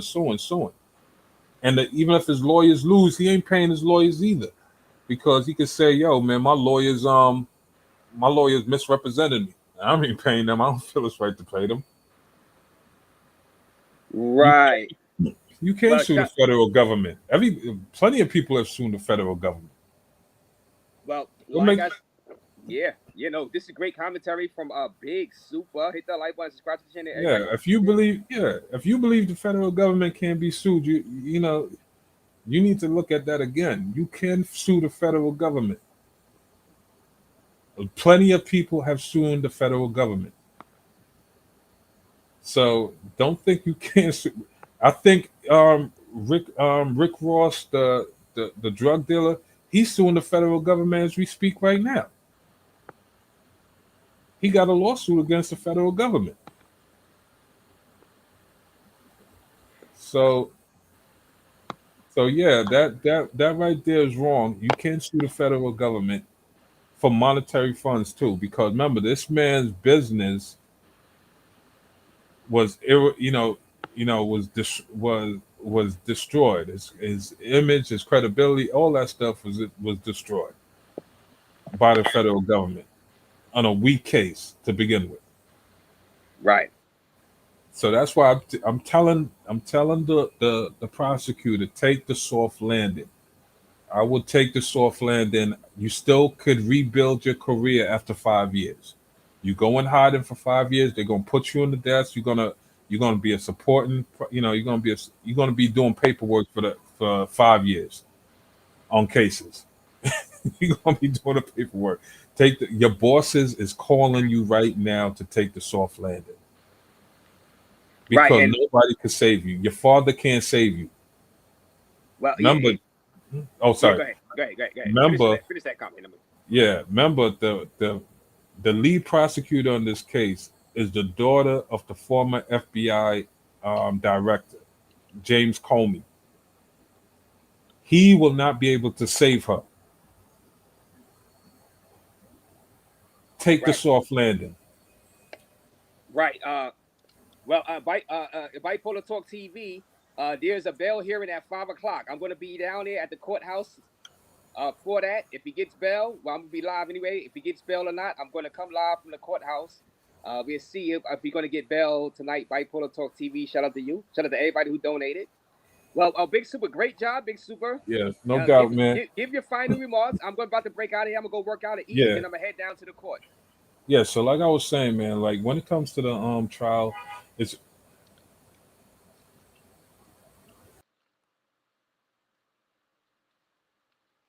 Well, Big Super, he fell off.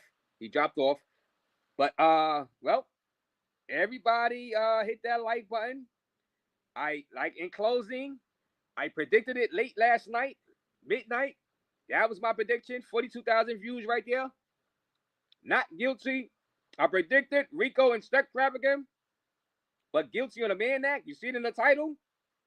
I played Nostradamus last night. I went against all the other YouTubers that was, saying this means he's going to be guilty of all the other charges since the other one was hung, since the RICO was hung. I said I was not seeing it that way. The math was not mathing. He was going to be found not guilty of sex trafficking, definitely, and guilty of the Mann Act. And I said he was going to be found not guilty of the RICO, which it turned out they got rid of that hung jury and they said not guilty.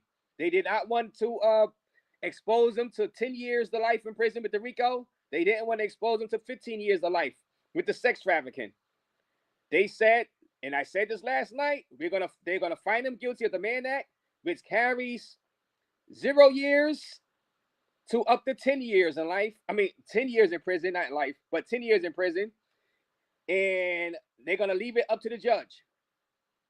I think the judge is gonna give him time served. I think he's gonna get bail around 5 o'clock, 5:30. I'm gonna be live from the courthouse, and we're gonna take it from there. Hit that like button, subscribe to the channel, guys.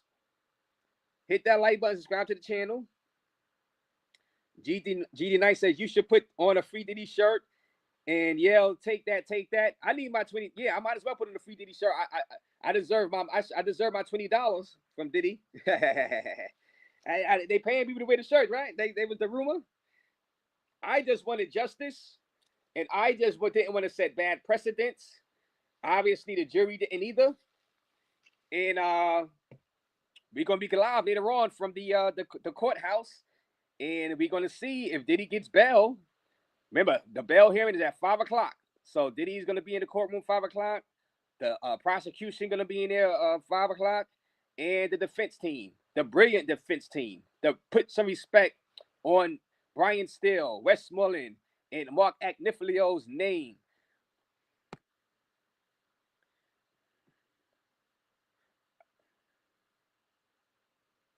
I need to get paid. Trump pardoned Jack Johnson for that. Says for that Mann Act thing that they actually, as he gets to the feds. Shout out to Melissa. Nate Silver. Oh man, you going back to the election of he was. Shout out to you, Melissa. All right, guys. I'll see you later from the courthouse. We will see if the judge grants Diddy bail at about 5:30 or so. Later on, we'll be live from the courthouse. Salute.